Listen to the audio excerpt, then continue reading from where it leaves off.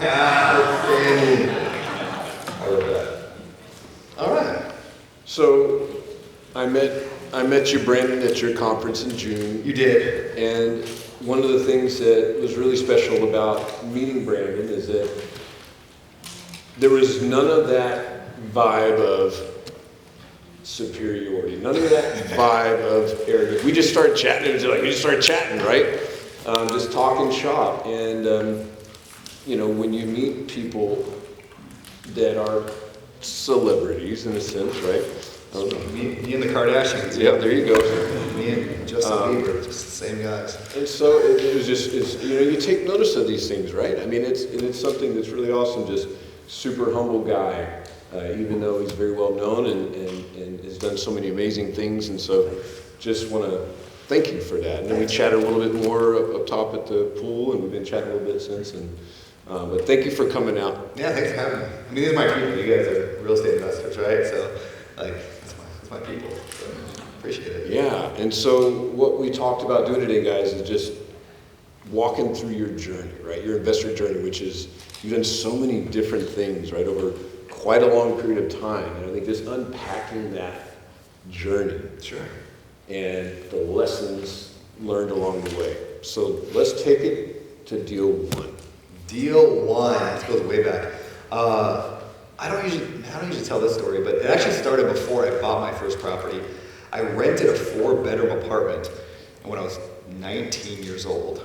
And then I had this cool idea. I was like, hey, if I rent this apartment, 4 bedrooms, I live in one of the bedrooms, and then I can have 3 buddies of mine all move into the other ones, and we're just 4 best friends living in this apartment. It would be awesome.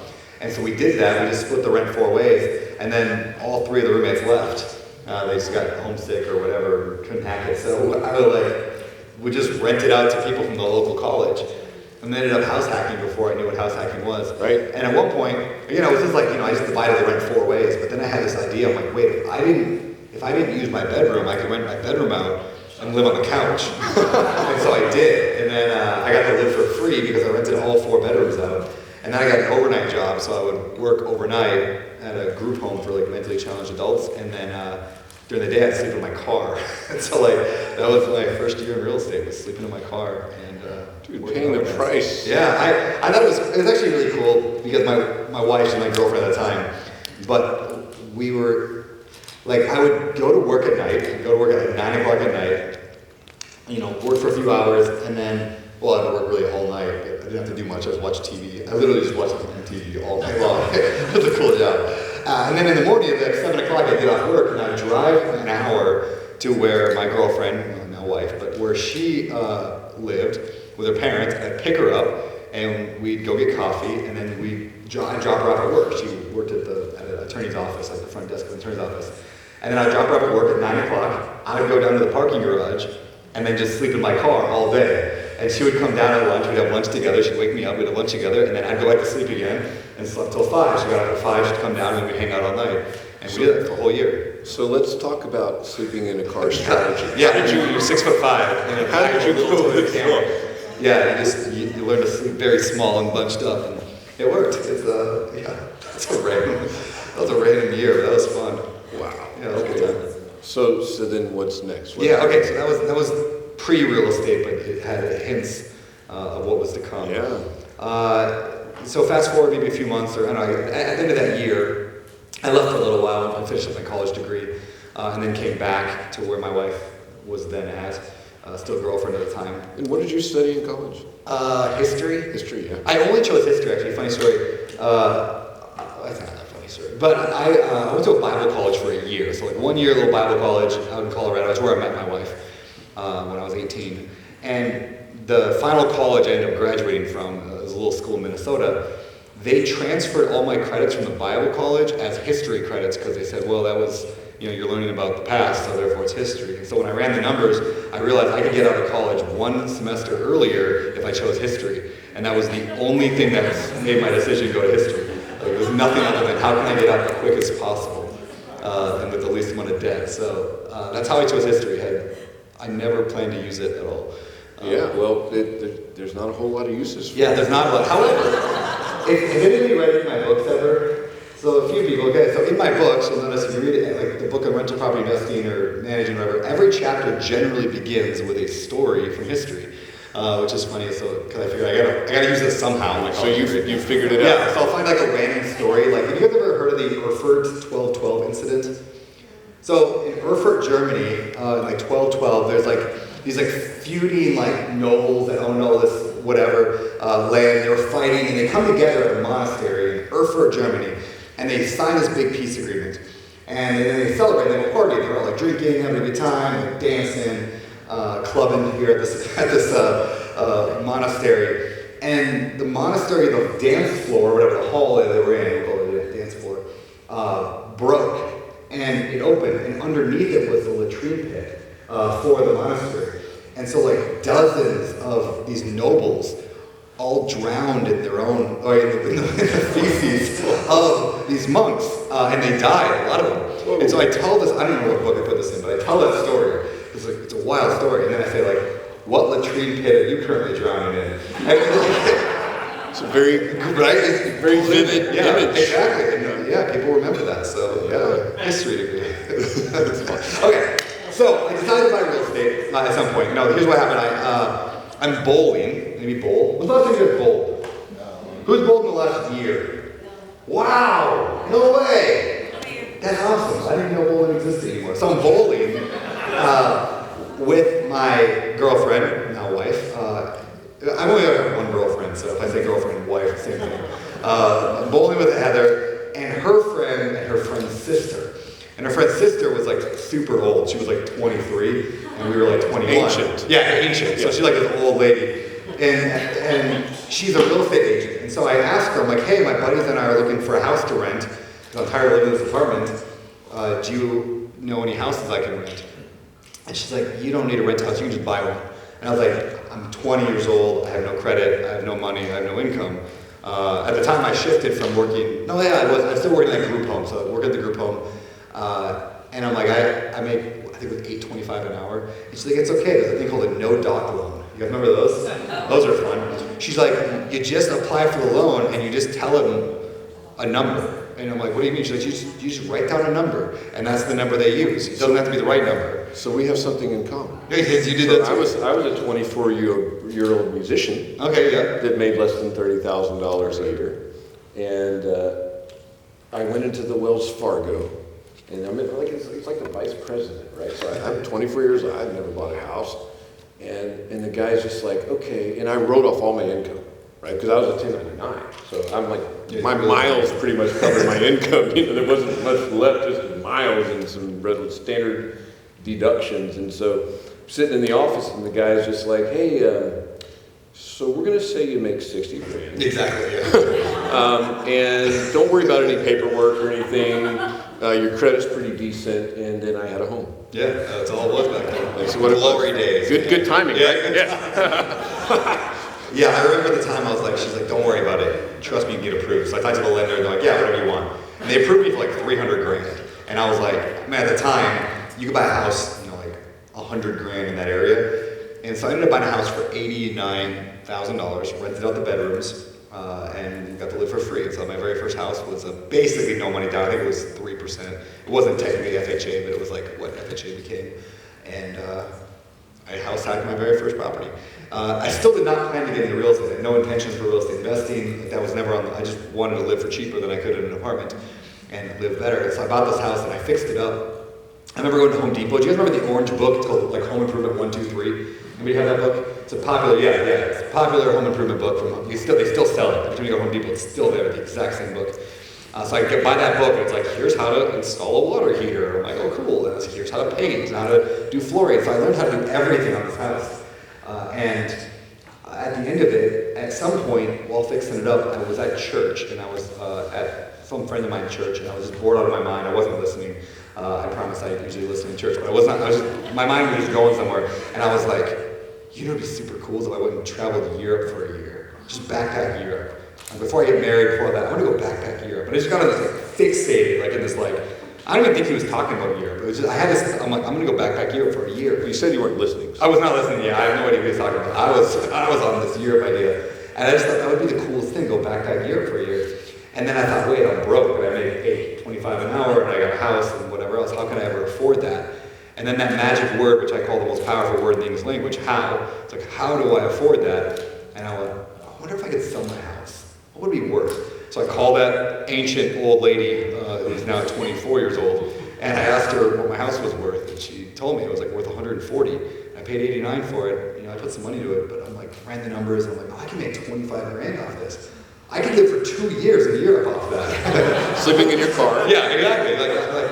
I was like, I could live forever. Like that's more money than all the money anybody I've ever known has ever had combined. Like that was millions of dollars to me. And so I thought, I'm gonna do it, I'm gonna sell the house. And so I put the house up for sale, finished it, put it up for sale, sold it. I sold it it was the fall, I remember it was Halloween of 2007. And so I remember as we're emptying out the last bit of stuff in the house, I'm unplugging the TV. I think that was the day, or one of the days that Lehman Brothers collapsed. And I remember thinking like, I don't know if my house is gonna, if this doesn't close today, this might never close ever. Yeah. And so I sold it. That house was worth 40 grand a year later. Like, I got out. Perfect time. So good timing in for no approval process? Yeah, good timing out? It was perfect. So I made 20 grand, and then instead of going to Europe, I bought a wedding, and I got married, and so whatever. It was good. It was worth it. I did go to Europe a couple years later. My wife and I went for 3 weeks. Nice. And we did that whole trip, the entire thing, flights, hotels, hostels, train tickets, all food, everything for like $4,800 for 3 weeks. So yeah, now I spend $4,800 a night at the Four Seasons. This can happen. This can happen. Yeah, that's income creep. That's a lifestyle creep right there. So house hacking. So house hack the first one, yeah. And I literally had no plan after that of like what I was going to do and where I was going to live. When I look back, I'm like, I'm such an idiot. Like I literally had no idea. I sold the house, and like that day I went, oh shoot, what do I do tonight? Like we didn't know what we were going to do. Like I didn't know what to do.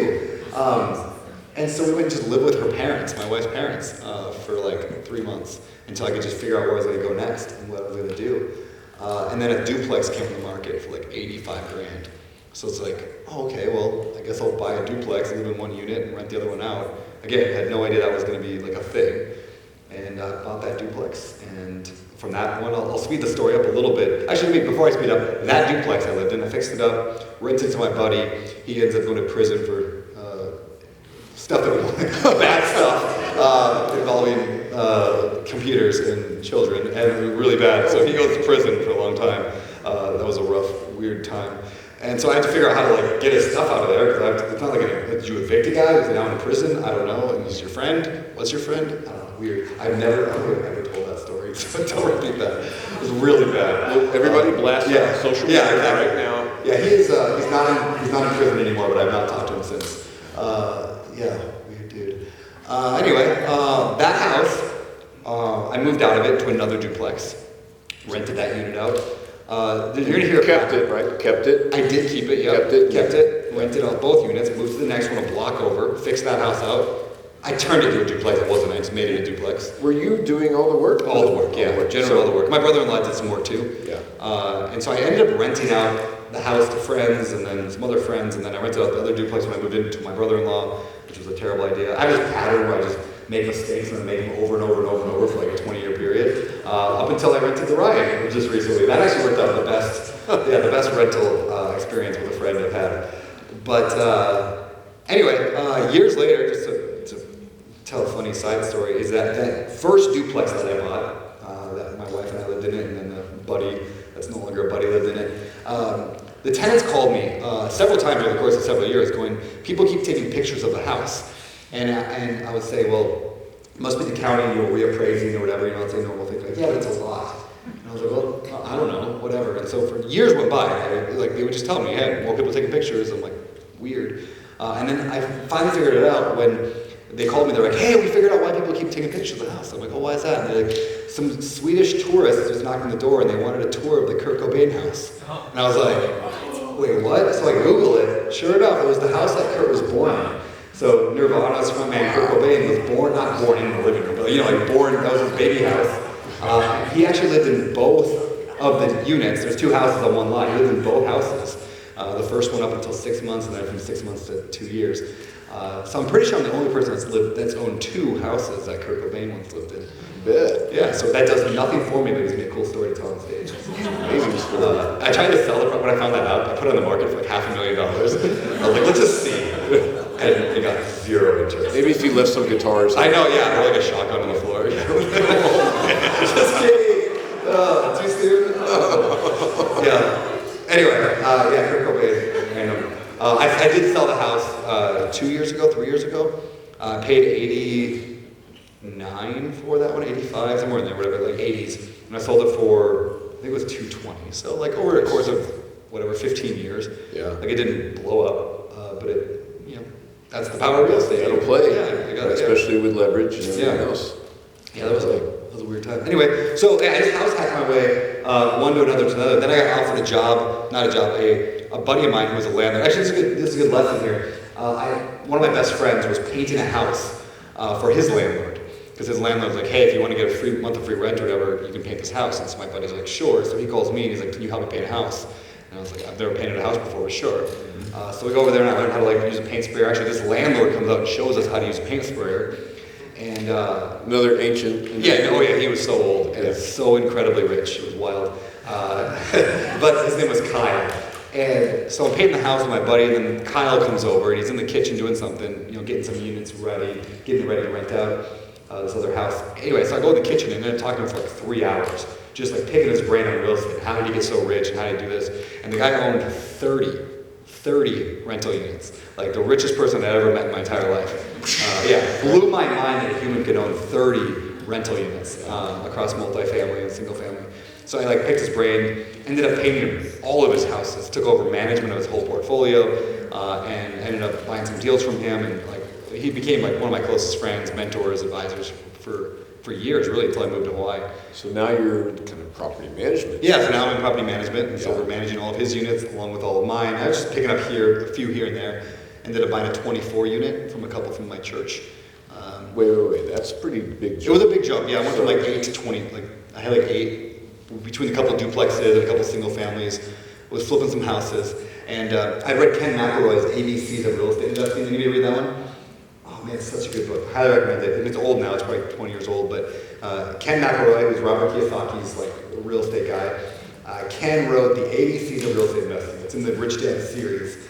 And it's all about just multifamily. I still think it's one of the best multifamily books written because it's just very simple. Like if I reread it today or you read it, you're like, I don't understand why this is so mind-blowing to you, but it introduced cap rates, what is a cap rate, and talked about NOI, and how multifamily, if you add to NOI, you can dramatically increase the value. It just blew my mind, and I remember reading this on a Saturday, and just being like, this is exactly what I want to do someday. And so I read the sequel, which was called The Advanced Guide to Real Estate Investing.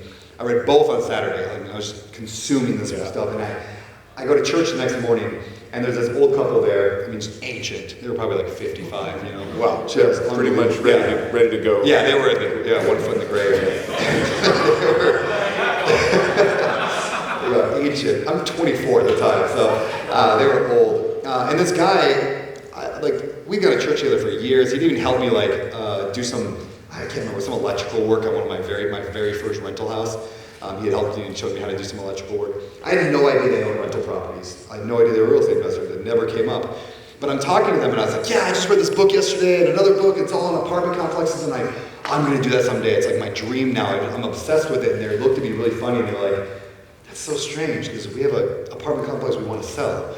And I was like, no. And they're like, yeah. And I'm like, I have no money at all. And they're like, that's okay, we'll figure it out. And so we went to lunch, and I still remember they made me burgers. And they were still some of the best burgers I've ever had anybody make. So they made you burgers? They made me hamburgers, at their house. So lunch at their house. Lunch at their house. Cooking for you. Yes. I guess they wanted to sell that. And they did, and then they pitched me on it. They're like, we want you to buy this. And I'm like, I have no money. They're like, we'll figure it out. So we figured it out. In fact, if you go back to Bigger Pockets, go to their forums, and you can find my stuff, and then you can sort by my earliest forum posts on Bigger Pockets. My very first few posts were, hey, so I'm looking to buy this apartment complex from this couple from my church, and I have no idea what I'm doing, and they have any suggestions. And so you can read my early thoughts on trying to figure this out. I should actually go read those. It's been a decade since I did it, but they're there. Anyway, so we figured it out, and actually he's the one that comes up with the idea. He said, why don't we do a lease option well, we'll do a triple net lease option for you. So you will take over the property, because they didn't actually want money. They just had to pay the $8,000 for the tax, not even for the excise tax, the transfer tax. They had to pay that, and they wanted me to pay the $8,000.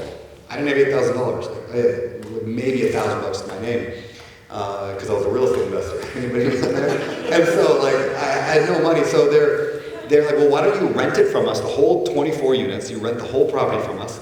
We'll give you a step-up mortgage or whatever, or rent. So like the first 6 months, I only had to pay $1,000 a month to them, and the next month was like $2,000. The next 6 months was like $2,000, and then it went up to like $4,000 or something like that. So because they knew that the property needed work, and I think only 10 units were rented out of 24. They had taken it back, and they sold it 10 years earlier. They took it back into foreclosure because the guy they sold it to stopped paying. And how long did they have it before they approached you? Do you remember? I think they were trying to do it themselves for a good like year, like trying to figure it out. But they were again ancient, like Walker, and hearse driving around behind them. So like they didn't have they didn't have the energy is really what like to do it again. Like they'd already done it in their younger years. That's why they owned it. They owned it earlier. They sold it. They retired, and they didn't have the energy to go do it again. They just wanted to travel. So they found this perfect solution in this young, hungry 24-year-old kid who could take the property and then do what they needed to. And it really was a great solution, and I love that story because that exact principle applies today. There are millions, literally millions of landlords that are ancient in America today. Like they're over 50. Right? So like they don't have the energy anymore to do it again. Right? And so like whether it's mobile home parks, which work really well for this, or multifamily, there's so much opportunity for that. I know there's not a lot of super young people out here, but like when I talk to young people like under 30, I'm like, geez, like that's the greatest asset you have is just to go find the ancient people, and they will give you property because they just want your energy to take care of it. Yeah. They'll work deals with you and they'll make it happen. I got this kid named Arik. Arik's 24. He's not mine, but I got this friend named Arik. He's 24. He owns 1,000 units right now. Mostly mobile home parks, like mobile home pads and mobile home parks, but a lot of multifamily too. He's 24. He's 24 with 1,000 units. 1,000 units. Almost none of that is syndicated or partnered. It's all just his. I mean, 90% of it. It's all seller financing, with the seller carrying usually it's either seller financing fully or the seller carrying like 30% and the bank doing the other 70. And he works with small local banks that will allow him to do that. He might be a little bit like not telling the bank. I'm not really sure. I've never directly asked him, but either way, he's doing it. So, and I'm asking him like, why are these people selling you all these deals that supposedly cash flow really well? He's like, they just like me. He's like, I just take them out to lunch and then I ask them a million questions and I text them over and over and over. And after a while, I wear them down and they just sell me their properties. And so we built a marketing company. Yeah. So we've trained thousands of salespeople over the years, and something that we always taught them is that, there's 3 reasons why people buy, right? Trust, rapport, and value, right? Perceived value, trust, rapport, value. And it's kind of like you pull those 3 levers, and once you get to a certain thing, people buy, right? But the asterisk to that is rapport trumps everything. When you build rapport, they trust you. When you build rapport, they don't care as much about value, right? And so there's like what it kind of explains why they're just ready. They like the guy, I mean, it's a really neat thing, and I love that example. Yeah, they like this kid. And like that old couple, ancient. They like me. And it's like, how does a 24-year-old get 1,000 units? Remember, we've been talking about strategy all day, right? Strategy, because I think strategy it's like that's the way you make good money in real estate, right? You see things before someone else does, right? You see something a little different that they're not seeing. You see it faster. You jump on it, right? And so I just love that, because a 24-year-old how's a 24-year-old get 1,000 units? Yeah. Well, there it is. Yeah, that's how they do it. That's awesome. Yeah. So anyway, that's how I got the apartment complex, and my wife and I worked at it all the time. We were there every single day. She managed the whole thing and learned how to do property management, and she got really into that. A good lesson I just learned there, like how many of you guys are married? Good, most of you. So like marriage is good. Is like early on it was my thing, right? Real estate was my thing. And Heather was like, all right, play your little game, that's fine, a little Monopoly thing. And she didn't really care about it, but I always wanted her to. And I'd like get excited about stuff, and she's like, oh, cool, real estate, yeah, awesome. And it wasn't until she read, I wanted her to read Rich Dad Poor Dad, because that gets all of us in the right mindset, like most of us. How many of you guys Rich Dad Poor Dad made a big dent in your life? Yeah, it's like almost everybody. And so Ryan still hasn't read Rich Dad Poor Dad somehow, about 15. Yeah, I know, 15,000 units if you haven't read Rich Dad Poor Dad, weird. Anyway, that book changed over life. So I told my wife, I was like, you got to read this book. And she's like, I don't read nonfiction. And I'm like, you'll love this, please read this. She's like, no. And we went back and forth, and finally I said, I'll read any book you want me to read. And she said, any book? I'm like, I will trade you any book. And she's like, okay, you read a series for me. I'm like, fine, I'll read a series. So she gave me the Twilight series. Like 700 pages each book of just like teen romance. She really didn't want to read that book. She really didn't want to read it. So I read all of the Twilight series for her. So at the end of it, she's like, all right, fine. So did she quiz you afterwards? Oh yeah, sure, yeah. Team Edward right here. So she reads Rich Dad Poor Dad, and she gets to the end, she goes, I get it. Oh, I get it. Like, I want to be a part of this. And like, it totally worked. And then I was like, well, what is she going to do? And she's like, well, I think I could probably be a manager, help with management. I was like, perfect, I'll buy the deals, you manage the deals, let's do it. So she just went deep and read every book on managing properties that she could find, and would go to she joined the Washington Landlord Association and would go to their meetups, and she just got really, because like she owned that piece of the business, and she took complete ownership. I think that's a good lesson. Right? Agreed, yeah, it's like, she wasn't my assistant, I wasn't treating her like an assistant, I was treating her as a partnership, and we had our lanes, and I let her own it. And she absolutely crushed it. And then, ironically, she ended up writing the book on managing rental properties, which is the best-selling management book, I think, in the history of like any book. It's like the book. It's called The Book on Managing Rental Properties. Yeah, I think that one sold 1 million copies now. Like, I don't think any other management book, including like McElroy's book, has sold that. And it was just Heather Turner writing the book on what she was doing on managing this small portfolio. So like, yeah, it's kind of cool. Like, it was cool to see her like step into this thing that became her own, and then just becoming world class at it.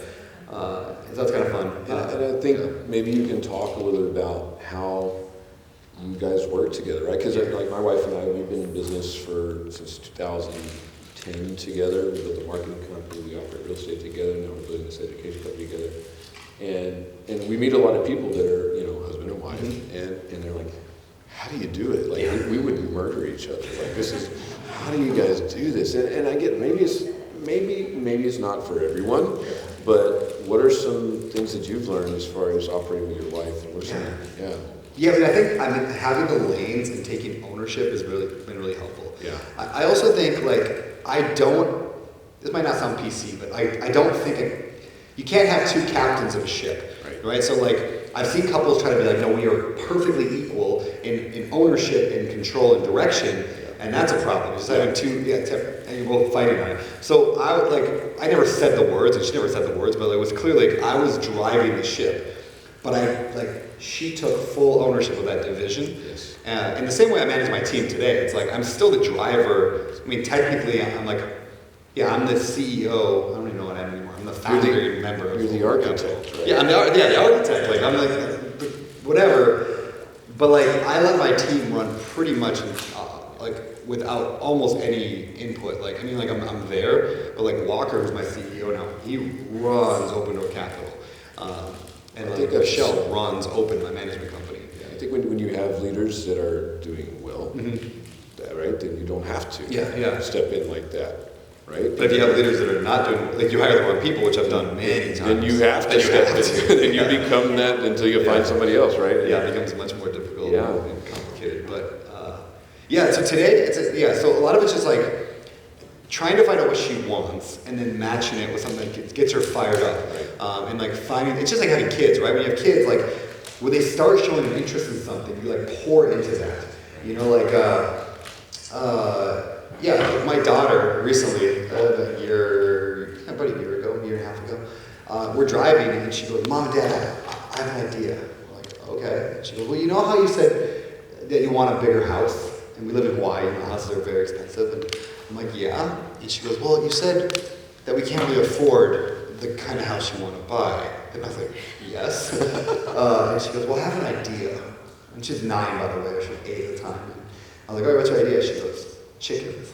And I was like, we could raise chickens and sell the eggs, and then we could buy a house with that. And I'm like, that's just a genius idea. So the next day we went and got 9 chickens and made her, pick out the chickens and figure out the thing, and like we built the coop. And we're doing obviously a lot of the work, and my wife's doing a lot, and whatever, we have the chickens. But then the chickens start producing eggs, and now she's in charge of selling the eggs. And so we went and used the money. We bought a $4 million house in Maui. With the no, not with the chicken money. All cash. But she thinks, yeah, exactly. A lot of eggs. Rosie to this day thinks that we bought the house because her chicken eggs. Very productive chickens. Yeah, exactly. They are solid. Like, it's funny, we spent $15,000 on a chicken coop. It is going to take a long time. $6 a dozen eggs. Maybe some tax write-offs. Yeah, maybe some. I don't know. Can you write off chicken coop expenses? Probably could. It's a rental house, right? I'm renting it to the chickens. There's depreciation at least. Yeah, it's the most beautiful chicken coop though you ever seen. Ryan's seen it. I love it though. You're encouraging that entrepreneur. Yeah, because you want to lean into it. Yeah, that's where I was going with that. Yeah, you lean into it. I just went inside. You guys know Ryan Holiday? He wrote a book called Ego's the Enemy and the Obstacles the Way. Anyway, famous author. He lives here in Austin. I went and saw a speech he did the other night. And in there, he said the exact same thing. Somebody asked how to apply Stoicism, which is the philosophy he teaches. How do you apply Stoicism to parenting? And he said the number one tip is when you see your kid have an interest, you lean into it. He goes, my kid got into a show about like Greek mythology. You know what that show is? We have kids that are into a show called like It's Greek. Okay, good. I'm not the weird one. Ryan was like, yeah, you all know the show, right? And like, everyone in the audience was like, yeah, my kid listens. And I was like, I've never heard of this show. Apparently it's a big deal.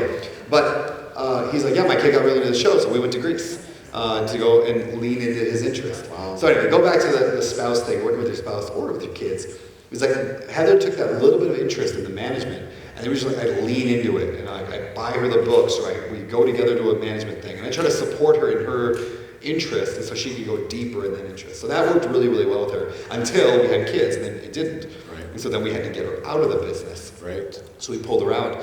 But then now, like just over the last few months, she's, the kids are getting, we have 3 now, but the youngest is now 1 year old, sleeping for longer chunks. So she's got some bandwidth for the first time in 9 years. And so she's like, I want to help more and figure out how to get more involved with what you're doing.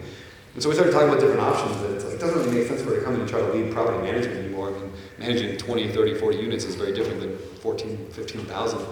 And she doesn't want to be like corporate 40 hours a week. She doesn't want any of that, right? So we started just talking about what she does, and in that conversation, I was talking about how Walker, my CEO, is just getting he's just burning the candle on both ends right now. We got a lot of problems we're dealing with. Anybody in multifamily right now in Texas? Like, it's just a hard time to be in multifamily. We've been talking a lot about that today it's too. Just incredibly hard. So Walker's just like working so many hours and just putting the time, and we're not buying anything, so it's not like a lot of acquisition fees coming in for bonuses or anything. He's just working.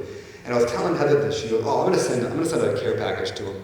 And so she baked cookies, a bunch of cookies and scones, and then went and bought things for his kids, and put this big box together and just sent that to him. I don't think he's got it yet, but I think it's in the mail. I sent it yesterday. And so, like, if he's watching, hopefully it's not live streamed, but it's coming. It's like, and she loved every second of that. And I was like, Heather, like, this is such a great role. Yeah. And she's like, I would love to do this for people. Yeah. So I'm like, let's lean into that. Like, can you be like the giftology? You read that book, Giftology? It's great. It's called, like, the art of gift giving, but not for like tit for tat, but just investing in people that you care about, and it always comes back to you.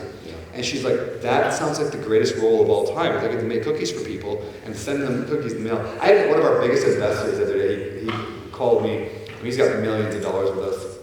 And we're just chatting about some of these deals and some of the problems we're dealing with.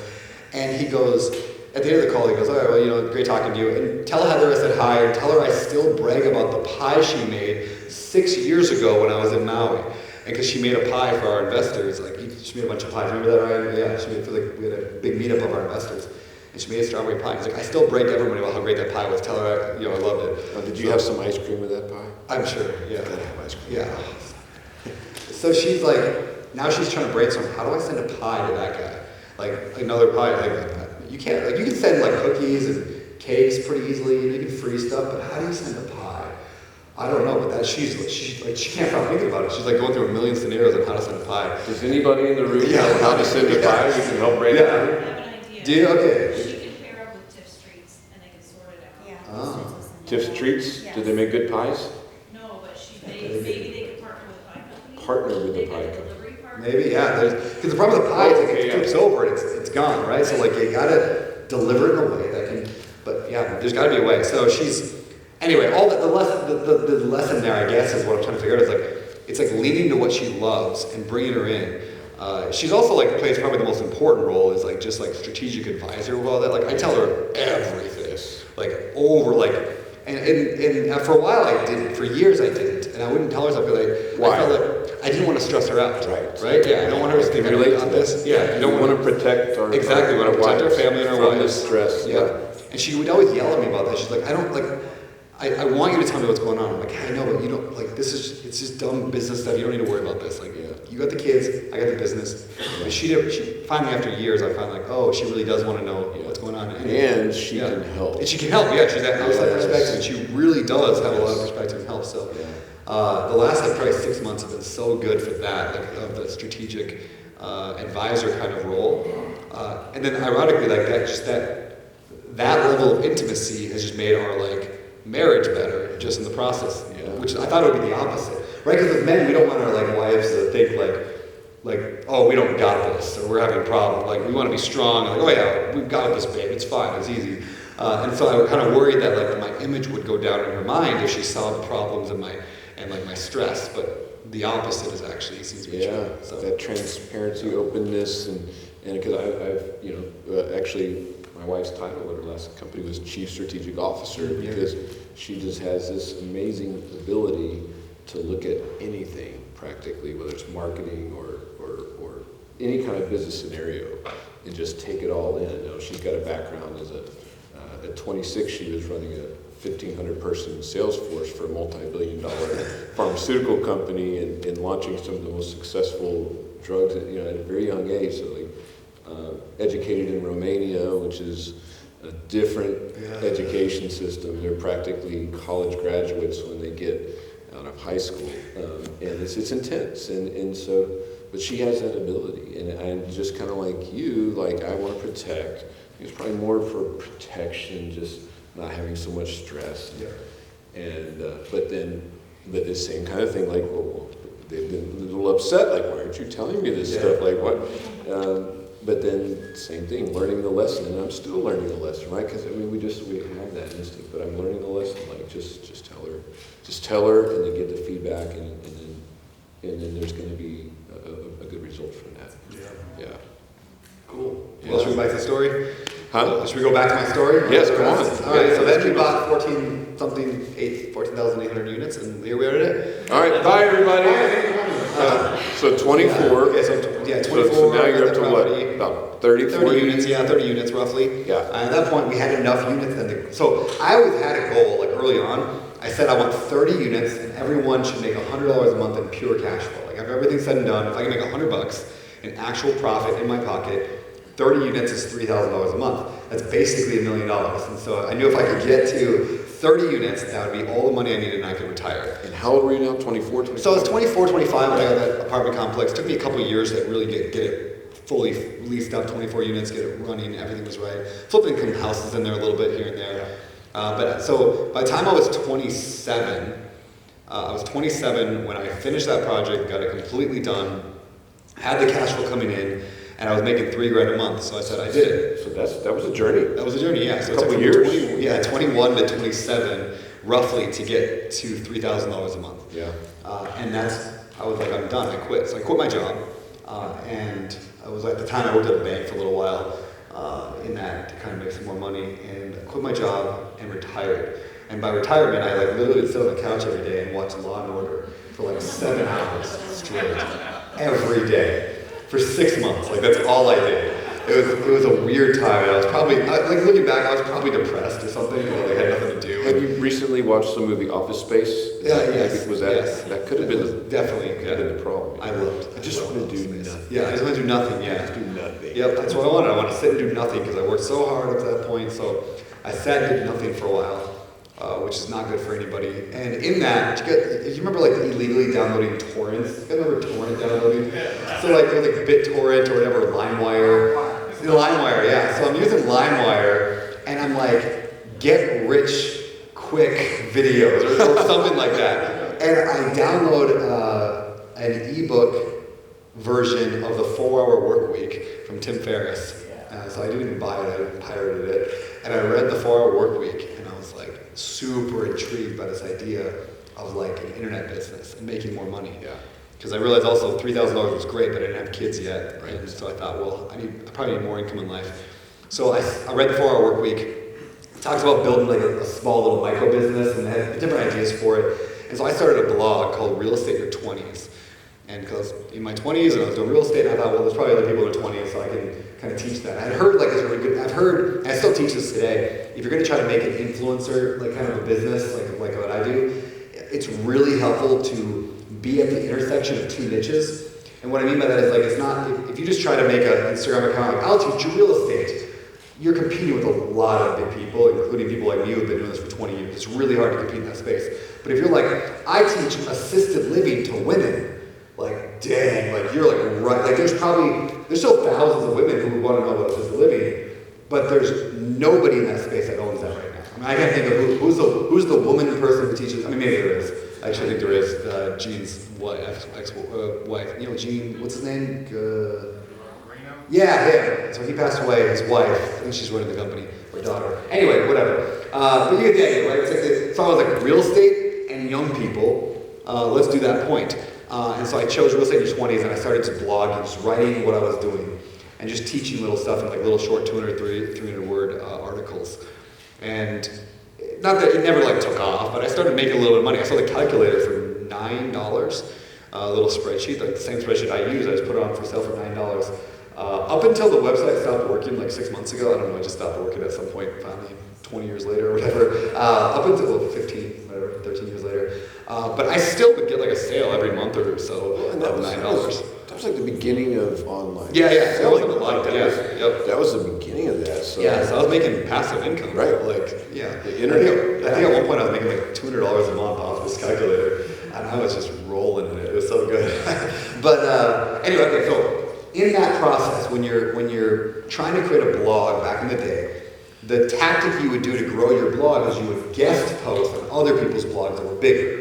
So you would go and just write an article for that site, hoping that at the bottom you get a little bio, like Brandon Turner's blah, blah, blah, follow him here. And then they would click to my blog and follow me. So I would do that. I'd go and guest post on other people's.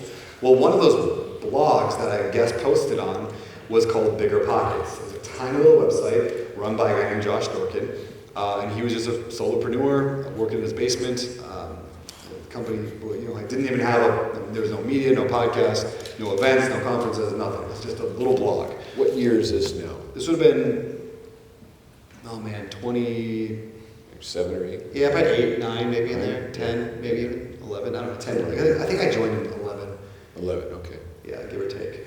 Because I was there for 9 years and I stopped 5 years ago. So yeah, about that. So around there. Yeah. I had been on Bigger Pockets as a member. I was like number 600 out of, whatever, like 4 million today. But I was an early member, and to go back to the beginning of my story, that very first property after I sold it and I made 20 grand, I was like, I think I want to do this real estate thing. And I bought the duplex, and I was like, I'm gonna do this real estate thing.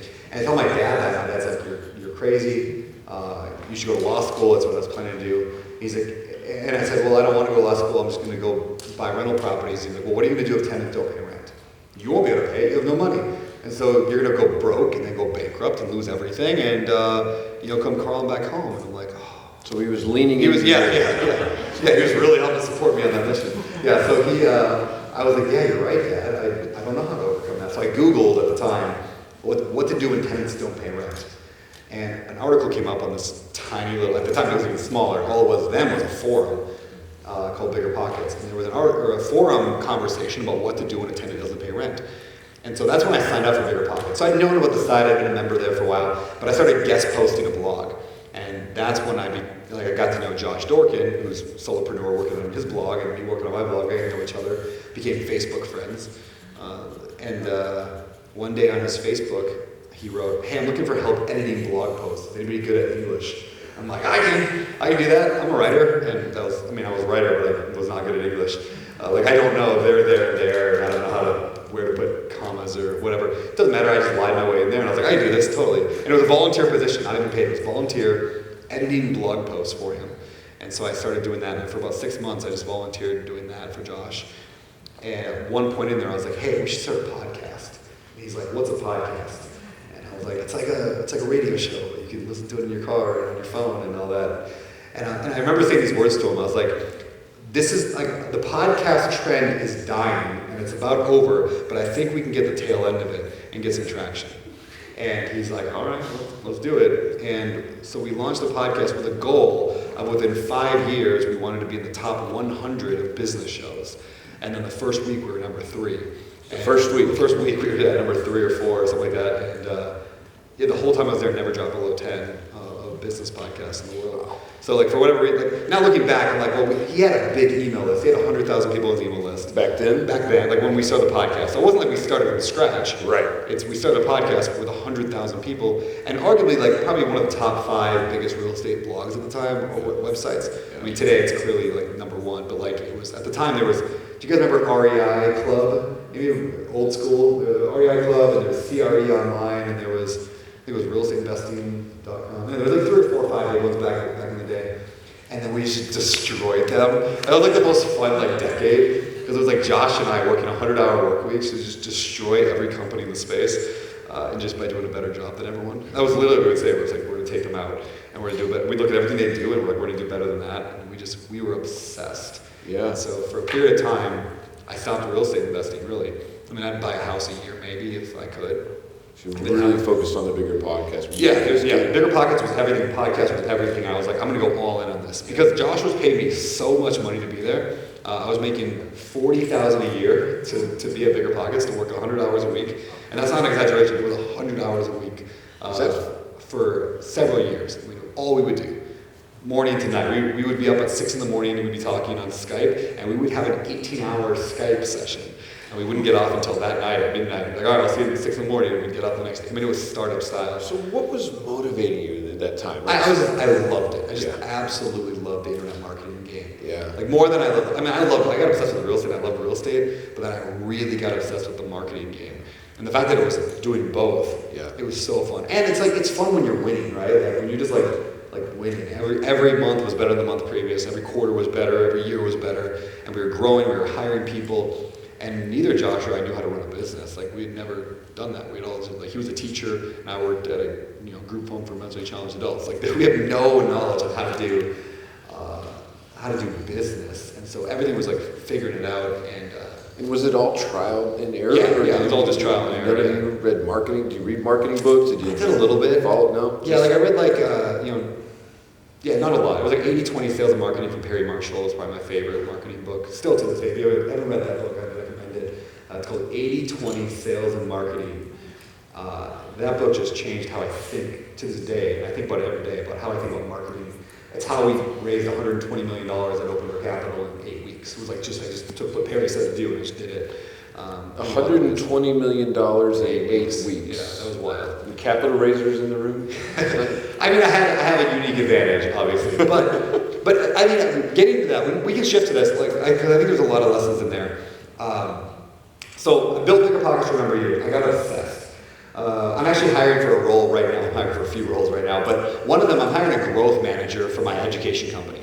And the other day, my team came to me, my chief of staff, and he goes, if you could only pick one word to say what you want in a quality for this person, what's the word? And I said, we don't even think I was obsessed. I want obsessed. Yeah. I don't want people who are interested in it or they like it. It's like I want the Brandon Turner of Bigger Pockets in 2012 obsessed, and 18 hours is not a big deal. Well, and I think that mentality is someone who looks at the role like someone who owns. Mm-hmm. Yeah. Like you can find that leader that looks at your business like it's their business. Yes. Right? That's the only way you're getting that person, right? And that's what Josh found in me at Bigger Pockets. Right.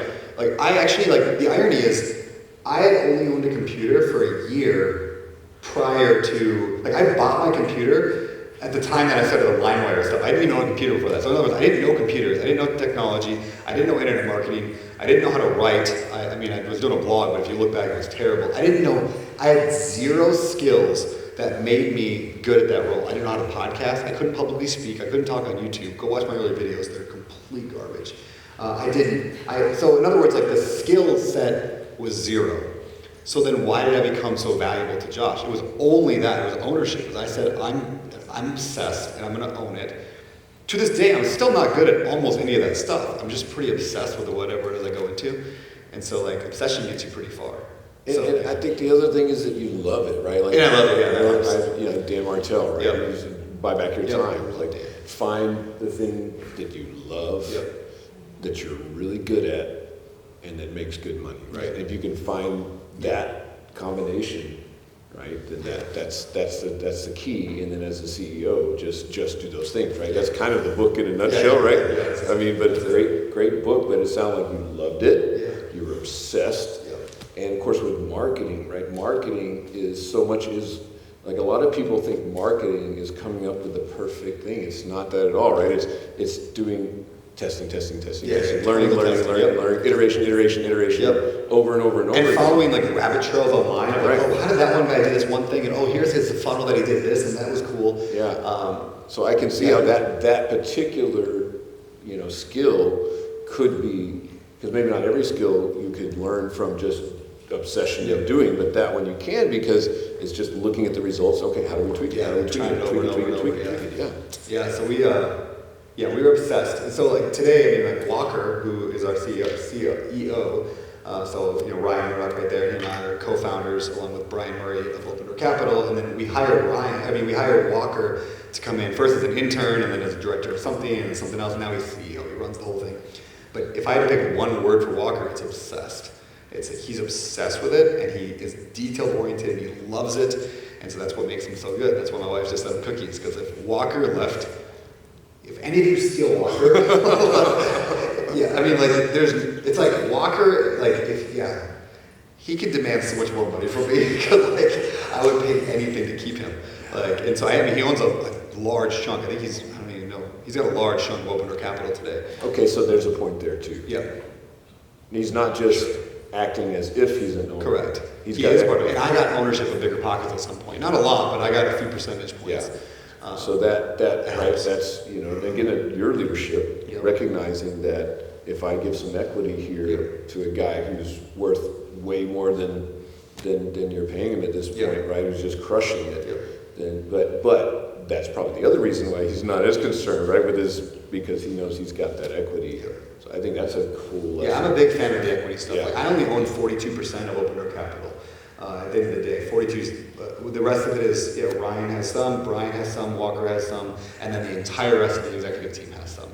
And so I shared, 58% of it is going to my team, which typically, in a startup company, 15% goes to this team. But in my case, I gave 58. And the argument is, okay, if I give away half my company to my team, but we can do 10 times more real estate, well, that's a win-win. Like, that's a big win. I'm curious, how did you come up with that strategy? Is that just years of negotiation over and over and over? Like, it started, actually started me and Ryan, and we had another partner who was no longer involved. He was only there for like 6 minutes. But we were like, third. Let's just go one third. Oh, I remember you teaching me that too. There's a good lesson in here. So when Josh, people are always surprised at this, but when they think of me and Bigger Pockets, most people think I started Bigger Pockets. They think I was the guy, because I was the face of it. But Josh was actually the founder and the owner, and I owned 2.5% of Bigger Pockets. And that shocks most people who know me and know Bigger Pockets. They're like, why would you not know more? And here's the truth. When Josh gave me 2%, first of all, I didn't know how to react to that. I didn't know if that was good or not. I didn't know anything about it. I didn't know how startups work. I didn't know anything. And I was like, all right, cool. Like, whatever. That was 27, and 2% sounds cool. When I started Open Door Capital, Ryan took a third, I took a third, and a third went to this other guy. Why did I give a third and Josh gave 2%? Because Josh believed he had a $1 billion company, and I thought I was going to go buy a few $1 million worth of real estate. Right. In other words, the amount of equity you give is in an inverse relation to how big you think your company is going to go.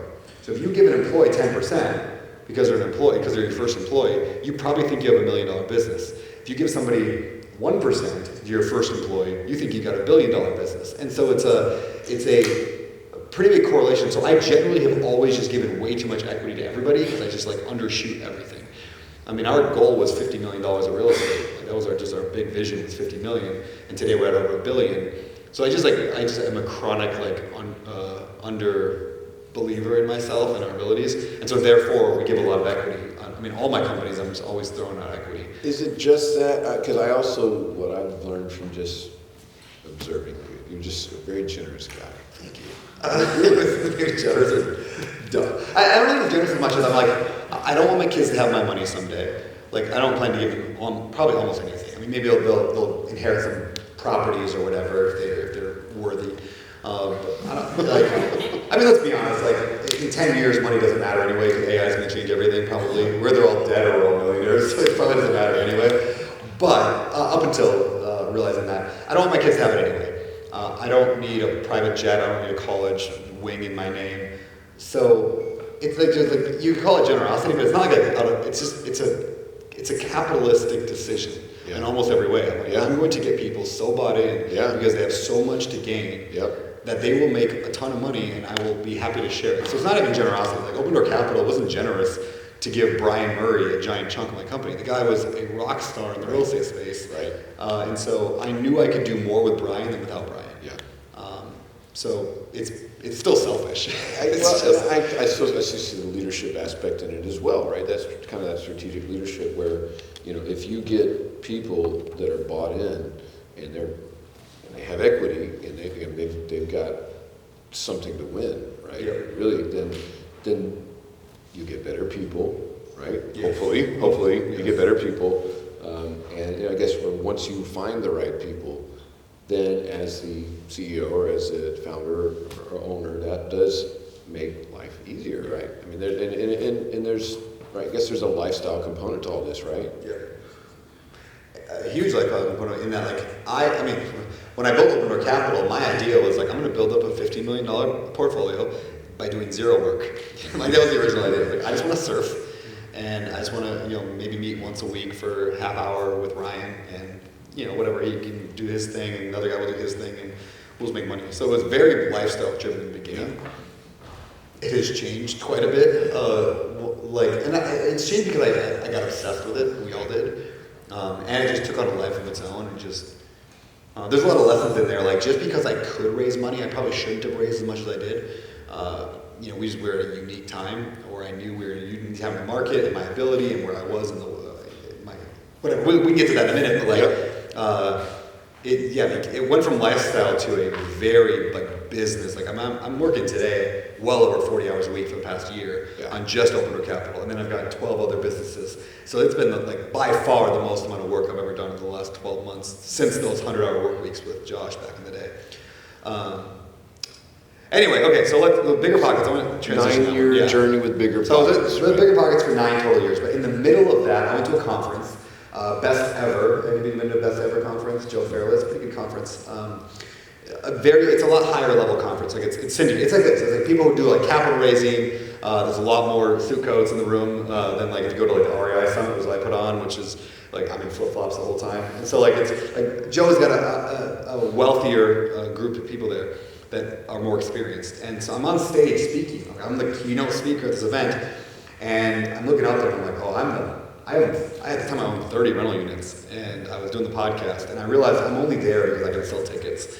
I don't deserve to be in this room. I don't deserve to be on that stage. Like every guy in that room, I mean, out of 1,000 people there, most of them had more units than I did by far. And that didn't make me feel very good. I was like, oh, I feel like the hot girl. You know, like the hot girl that gets invited to a thing, but she has no value. She's just hot, so people invite her. It's like I felt like the hot girl. Like, oh, I don't have value here. I'm just the hot girl. Awesome. It's like, but you get the hot girl who actually like has skill set. Like those are the coolest people in the world because they're the hot girl and they actually bring value. And so like I was like, I want to be the hot girl with value. And so I left there thinking like, I'm going to build a commercial real estate business. And I'm going to come back someday and deserve to be here. I still haven't been back since then. Hopefully I'll earn my spot back someday. But was that like a challenge to you? It was, yeah. You had that personality where it's like, all right. Yeah, if they can do it, I can do it. Yes. It's kind of like, or more like, I looked out there and like I saw my potential. Like, oh, I could do that. Like, that's cool. I could build a multifamily or some kind of commercial real estate business, and I could actually make that work. And then I thought, well, maybe I can do it without working 100-hour work weeks, and I can do it with lifestyle, again, like I said. So I read a book called Vivid Vision by Cameron Herold, which I highly recommend. I love that book. Vivid Vision is all about... My son is calling me. It's super cute. You have like a 5-year-old who learns how to FaceTime. He'll call me 30 times in a row right now. I will answer if he calls again. Let's see. Yeah, he actually called. Okay, should we call him? Let's call him. Let's call him. Let's see what he says. Hello. Hi, Rosie. How are you? Good. You want to see everybody? Okay. Here's everybody. This is Rosie. That's a lot of people. That is a lot of people. Are you having fun? Cool. What are you playing? You don't know? Just having fun? Okay. Well, I love you. I'll talk to you later. Bye. Anyway, where were we? Okay, building commercial business. So I read Vivid Vision. And Vivid Vision. Yeah, Vivid Vision, Cameron Herold, great book. And I write out a vision. The whole idea of the book is write a creative vision of your future. Like, where do you want to end up in the future? 3 years, 4 years, 5 years from now? And do it in a creative way. So you suggest different ideas. Some people paint a picture. Some people write a letter to themselves from the future back. And then one suggestion he had was write a newspaper article in the future. And I thought, oh, I like that. I'm a writer, sort of. And so I'm like, I'm going to write an article. So I wrote an article on the plane that started with, the headline was The $50 Million Surfers. And I said how a small team of adventure seekers built a real estate empire, led thousands to financial freedom, and kept their soul intact, or something like that. Yeah. And then I wrote a newspaper article. I made it look like a newspaper article. I formatted it in Photoshop, and it's got like the columns, and it started with, December 31st, 2021, I think it was, or whatever. Open Door Capital is an investment firm unlike any you've ever seen. And I just wrote an article. And I said we had $50 million of real estate, we owned 1,000 units, we were doing mobile home parks. And at the time, up until that plane ride, I didn't know I was going to do mobile home parks. It was on that plane ride that really I decided it, because I realized that the only reason I hadn't bought almost anything in the last few years, besides working a lot of hours with bigger pockets, is that I just hadn't decided. I read the quote in a book called Traction that said, sometimes it's more important that you decide than what you decide. Yeah. And I was like, it doesn't actually matter. Right. This is such an important lesson. I teach it to newbies today, and I teach it to advanced people. It's like the thing that holds us back in real estate is typically not money or deals or team members or anything. It's just decision. Like when we become people who make decisions, we move forward. Yeah. Like all life is just predicated on making decisions and then moving forward. And most of the time, the decision doesn't even matter. It's like it all works. Like I could have chosen assisted living, or I could have chosen multifamily. I could have chosen self-storage, and I just was like, well, mobile home parks are fun. Like every time I interview a mobile home park guy on the podcast, I'm always like, oh, that's cool. So I just said, no more thinking about it. Let's just go all in. And I wrote down mobile home parks. Yeah. And once you decide and commit, that now you can make action. Now you can say, well, how do we find them? And what kind of team do we need? And so I'm committed to that. I landed. I showed Ryan Murdoch, who was out there in Hawaii, and I'm like, let's do this. He's like, let's go. And that changed my life, I always say, because it was like, it's one thing to be the guy who's like, this is my idea. But to have somebody else be like, let's go, now makes it real. Yeah. There's a great video online by Derek Sivers. If you want to watch one of the best YouTube videos in the history of YouTube videos, I'm not even kidding, it's so good. I think it's a TED Talk. But look up Derek Sivers, S-I-V-E-R-S, First Follower. And it's this video where this guy's just talking. You don't even see Derek. He's just commenting over this video of a music festival where there's one guy in this crowd just dancing like crazy at a music festival. And he tells a story. He's like, there's this guy, he's dancing all by himself. And in a business, when a founder has this idea, they got this crazy idea. But what does everyone say when they see the guy dancing and no one else is dancing? That guy's insane. Yeah. What's going on? Like, this guy's got mental problems. Like, he's a weirdo. But then, about a minute into this guy dancing, somebody runs up and starts dancing with him. Yes. And all of a sudden, now it's not a crazy person, now it's a movement. Yeah. And there's support. So I was dancing like crazy for a few minutes, and then Ryan joined me. So we're dancing together, right? And then it's like, all of a sudden, now it's a movement, a little bit. And then the fourth one, and by the end of this YouTube video, you'll run the end of it, there's 1,000 people in this crowd all dancing. And it's such a cool, and it's all filmed in this crappy 2004, flip phone camera. But it's just one of the greatest speeches of all time, I'm convinced. I think it's got millions and millions of views. So, Ryan was the first follower. He's like, yeah, let's go. So we built a team, a little bit of a team, and we had a lot of mistakes in there, gave a lot of equity to people, like this partner that lasted like 6 minutes, and then made a ton of mistakes, figured things out. Ryan was CEO for a while, then Ryan didn't want to be CEO anymore. It was just not up his, I don't know, just his strength or desire. It was So then we put Walker Meadows, who's now the CEO, we put him in that role, and he's flourished there. There's a lot I've learned over time, we don't have time to go into it today, but around like personalities and personality testing to build your team. Because at the end of the day, like, there's certain people built for certain things, and roles need certain things. Now, it sounds obvious, but most people don't do this. They just like, I like that guy, he can do this role, I think he'll be good at that role. Yeah. But for example, like, do you want an analyst? Like, if you're a multifamily and you have to have a guy running numbers, just spreadsheets, analyzing deals all the time. Do you want them to be outgoing, or you want to be more reserved? Probably more reserved in reality, right? But do you want your head of like investor relations to be more reserved or more outgoing? Definitely more outgoing. And this applies across multiple different areas. So my current favorite, there's a lot of tests, there's DISC, there's Enneagram, there's all that. My current favorite is called PI, Predictive Index Test. Have you ever done that one? It's not a super popular one, but I really like the PI a lot. Basically, it puts people on like 6 different categories on where they rank, and then you define ahead of time, this role needs this layout, and then you have everyone who applies take the test, it takes 5 minutes, and then you just only hire people that fit that layout, because their personality fits with the role. Now, you still have the skill set and experience, but personality, skill set, experience, and culture, when you get all of them, you get a way better shot. So had I done that with Ryan, we would have figured out, oh, Ryan, you don't like sitting in an office for 80 hours a week doing meetings and asking for TPS reports? Like, what? Like, shocking, maybe you shouldn't be the COO or whatever. Like, we would have seen that. But those are lessons you learn along the way. I love bringing Office Space back. I know, right? The TPS reports, yeah. That's good. Office Space is one of my favorite movies of all time. It doesn't get old, does it? Yeah, it doesn't get old. It just doesn't. It's classic. Yeah, classic. Yeah. Yeah, I would say very few days go by where I don't make a reference to Office Space somewhere in my day. So we're on the right track. Yeah. There's always some reference to Office Space. Anyway. All right, so we build this business. We start buying mobile home parks. And we start raising some capital. And so we decided to launch a fund. Our first deal, we're going to do a fund. We're going to buy... What year are we in now? Roughly. 19? Yeah, probably 19. 6 years ago. Okay, so then you're tail end of Bigger Pockets. Yeah, so Bigger Pockets is still happening. And this is actually a good lesson, actually. And I didn't do this on purpose. Maybe a little bit on purpose. I knew that Bigger Pockets wasn't forever.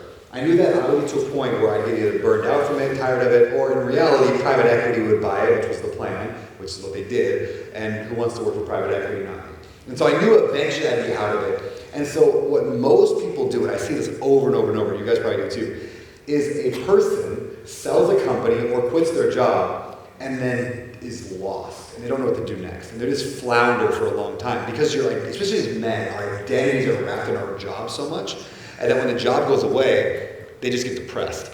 And so like that actually, I mean, I have so many friends of mine that have sold their companies or quit their job. They just don't know what to do with their life because their identity is wrapped in it.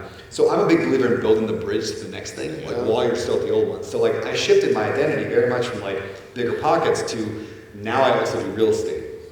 So I built the company while I was doing Bigger Pockets, knowing eventually I would step down from Bigger Pockets and the real estate would continue on. So you had the exit kind of in mind. Yeah, kind of in mind. And I wasn't like you know about timing maybe. Exactly. You don't know, right? Yeah, you don't know. Yeah, I just knew that this was not a forever thing. Yeah. There's a point also. This is a really good maybe lesson. Like the 2% I had in Bigger Pockets, right? Like this is gonna sound bad or like I'm overvaluing myself. But like Bigger Pockets should have given me more to keep me around. Like that was a mistake on their end. They made, leadership. Their leadership. Very stark contrast to what you're doing. Yeah, correct. Like, they did the exact opposite of what I do today. And a lot of my giving equity and trying to like really pour into people is because of the bad experience with Bigger Pockets. Right? So they looked at it and said, "We got a problem. Brandon is too powerful." That's what they thought, and it's true. Like Brandon owned, like he's the face. He's our lead sales guy. If he gets hit by a bus, it's a problem. Now, are they really worried about getting hit by a bus, or are they worried about me having too much leverage? Probably too much leverage, right? Which again, smart for them decision. So they have two options. They can pour into that and wrap me in so I would never leave, which would have been the smart decision for them, or they can try to distance me. So for example, they stopped selling my books. Like they stopped putting them at Bright because the books that sold the best, which were mine, like my books sold the best because they were like I'm the guy on the podcast. They would stop putting them, marketing them. They wouldn't send out emails about them. They launched 4 other podcasts. They brought on a bunch of other people because they would really say we've got to de-risk from Brandon. instead of saying, we've got to make sure Brandon never leaves us. Let me ask you, was this the CEO's influence or the private equity? A little of both. Yeah. Yeah, because the CEO was one of my close friends at the time. Once Josh sold the company, private equity took over. I could see the private equity guys, yes. But it's hard. It's hard to, but Yeah. I mean, it's hard to see the CEO thinking that way, but I can see the private equity more so. Yeah, But, it's also a hard decision because also you don't want one person in your company owning too much, like having that much power. If I was the owner, I would have probably done the same. But there's a long story, I'll try to shorten. The HR manager once called me into her office. I never worked in the office in Denver, but HR, please keep this in this room. But like, HR manager called me into the office, and she goes, Brandon, we have a problem. And I was like, okay, what's that? She goes, no one likes you here. And I'm like, what? Yeah, I kind of get that vibe sometimes. She's like, well, here's the problem. Let me watch this video. She puts on a video, and it's a TED Talk about chickens and super chickens. That's what the title is. And this woman on this TED Talk is talking about how in an office, there are a lot of chickens, and everyone's a chicken. And then there are super chickens. And this apparently really happens in chicken colonies or whatever. I've never seen it with my chickens, but certain chickens end up being leaders of the chicken colonies. And in a company that happens, and certain people start getting special privileges, and they make more money, and because they're really good at their jobs, like they end up elevating, and then everyone stops liking them. And the point of this TED Talk is you should get rid of your super chickens because it hurts culture. And I got to see the video and I was like, why the hell are we not only hiring super chickens? Why would we hire chickens? Like, why am I in trouble for this? And in her mind, and not to get political, but like, she was very much on like the very left, like socialist mindset.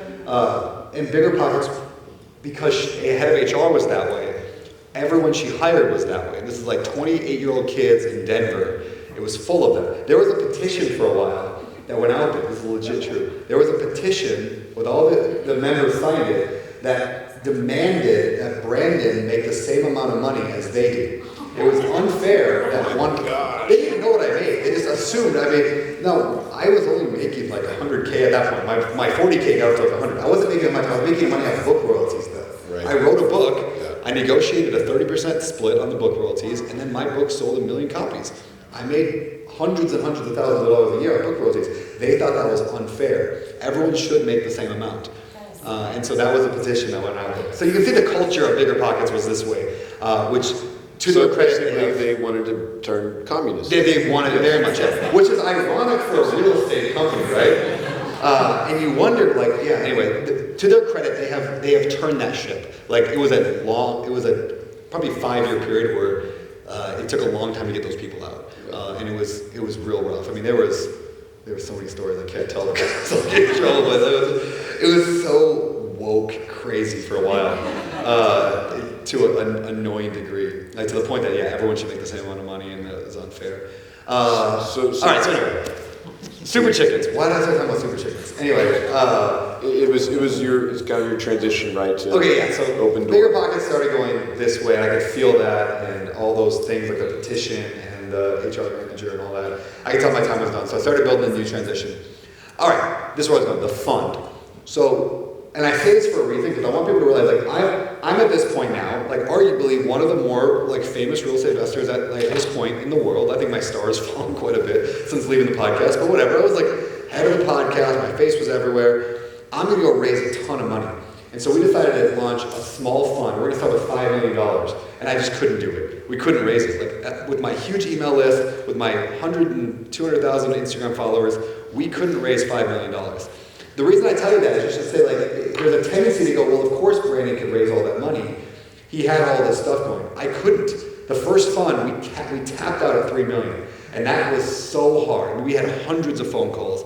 Because it doesn't matter if you have a big audience or not. There's a friend of mine who has, 20 million YouTube subscribers, something like that. 20 million? Yeah, 20 million subscribers. That's one of the top, right? Yeah, he's one of the biggest YouTubers in the world. I mean, he's huge in the finance space. Yeah. I won't say his name, but it rhymes with Mam Step. But anyway, super good dude. But he has a huge, okay, fine, it's Graham Stephan. You can look him up. Iced Coffee Hours, his podcast. He's one of the biggest finance YouTubers, bigger than Dave Ramsey. Yeah. Massive audience. He partnered with another friend of mine, who's one of the bigger real estate guys in the entire world.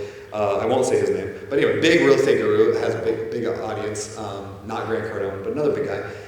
They tried to raise $1 million and they couldn't do it. So I say that just because there's a tendency to believe because I have an audience, I can raise the money. You don't have an audience, you can't raise the money. I just wanted to do away with that myth. It has very little to do. Like, the fact that you have a bunch of Instagram or TikTok followers means almost nothing in raising capital. Does it help? Yes. Am I a hotter girl because of it? Yes. Do doors open a little bit more because of it? Yes. But that's not why we raised all that money. We raised the money partially because of that, because the brand matters, because people got to know, like, and trust me. But what we did to raise the capital after that first kind of failure, whatever, we just couldn't raise as much as we wanted to, is we really had to dial in, well, how do we actually raise capital at scale? Like, if we want to grow this thing, we're going to have to raise a lot of money. How do we do it? And that came down to, I started thinking, I had this idea one time where I said, I'm in internet marketing, right? I like the internet stuff. And I saw what internet marketing guys were doing, and I was reading their books. And there's a thing in internet marketing called a funnel, right? So we talk, I mean, in all business we call it funnels, but they have a thing called funnel hacking, and all those funnels are used. The idea is this: if you put out a Facebook ad, you guys ever see a Facebook ad for a free book, or just free plus shipping, or like a free PDF? So why do internet marketers do that, right? Because you want to then get the PDF, or you get the book for free, or you maybe pay $2 or $5 for it.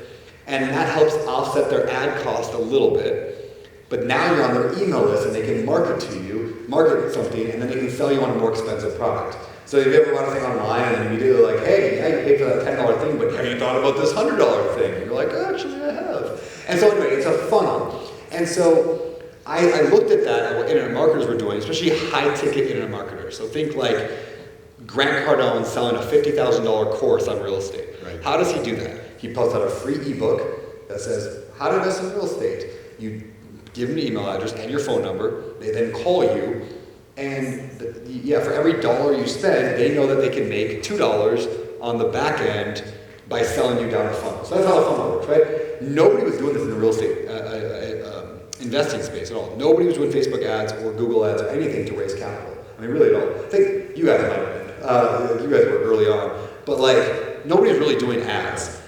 And so we just were like, okay, well, let's get really, really good at a funnel. Yeah. So I wrote the best performing funnel piece we ever had. You can take this if you want to. Is I wrote an ebook called "How the Rich Pay No Taxes."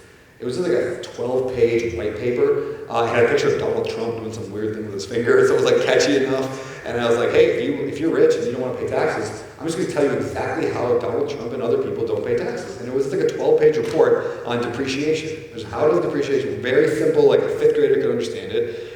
I just broke down depreciation. Well, who's going to click on an ad about why rich people pay no taxes and how you can not pay taxes too?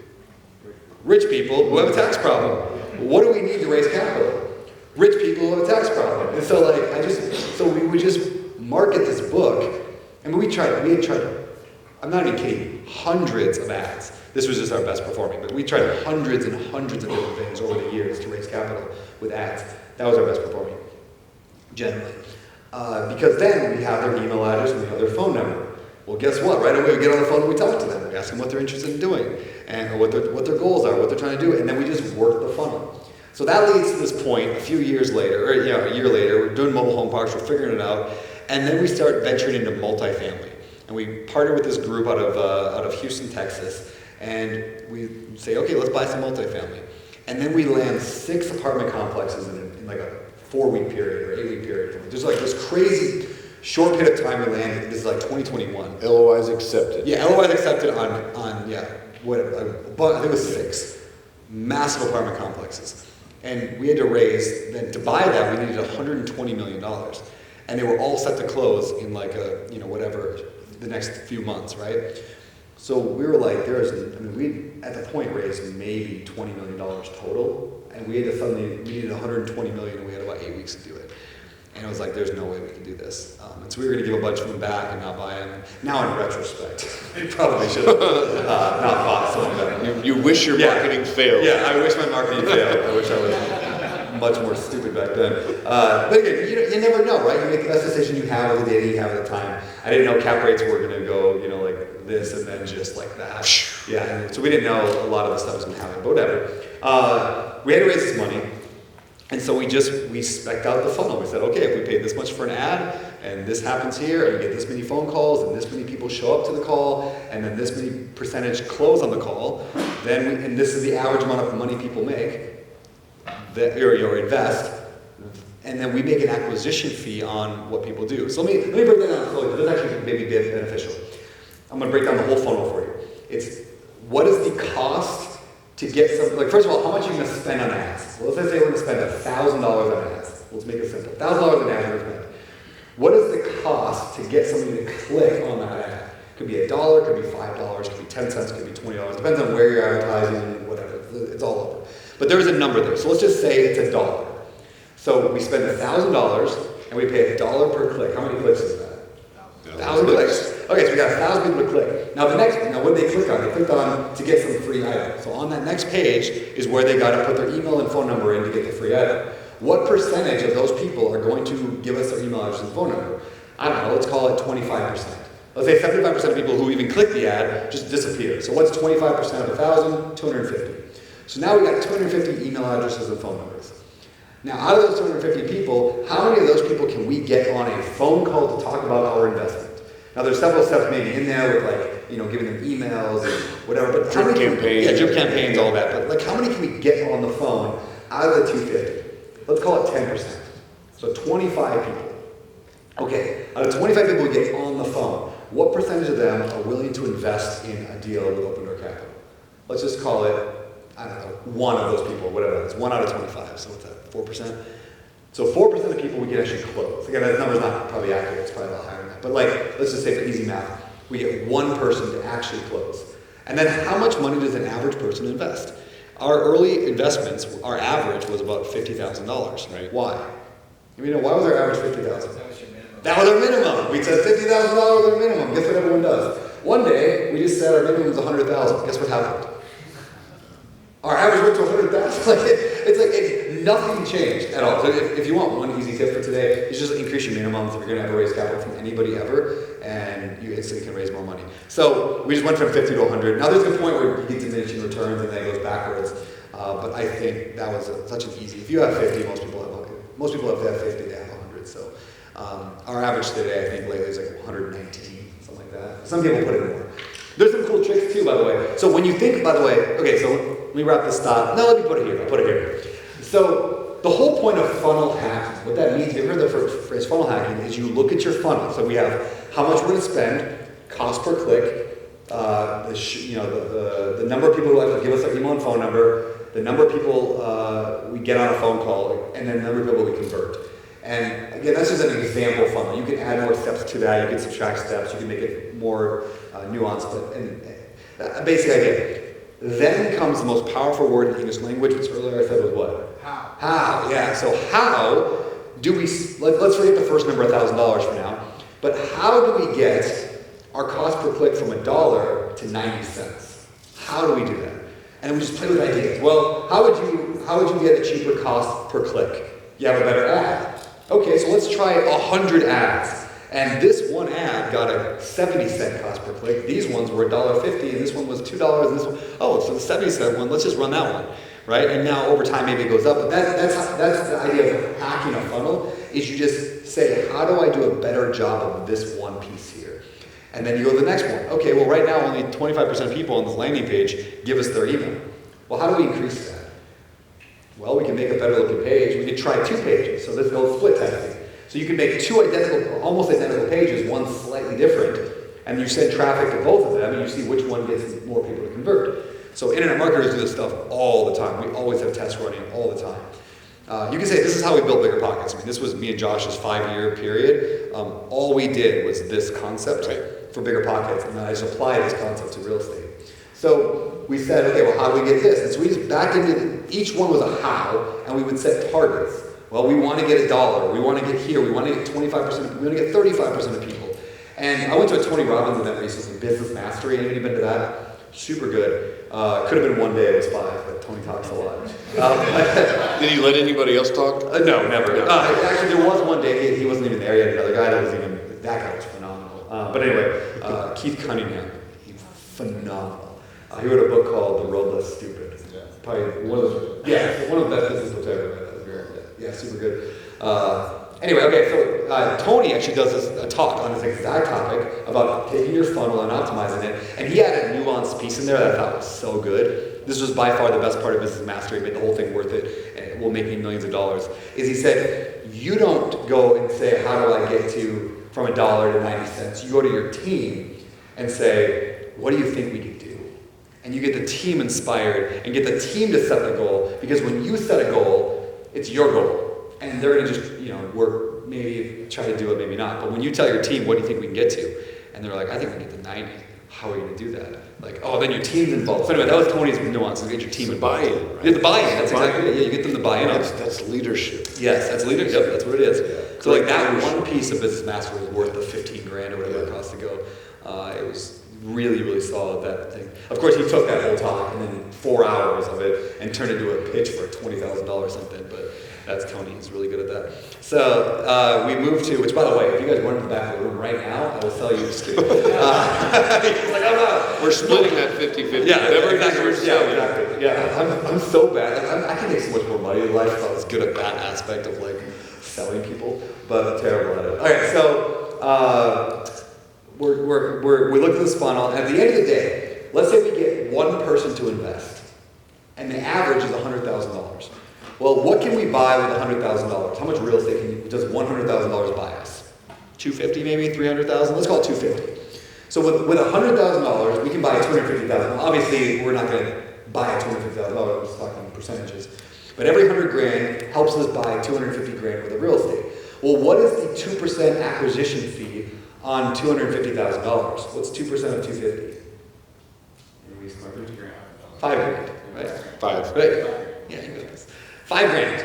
So what does that mean?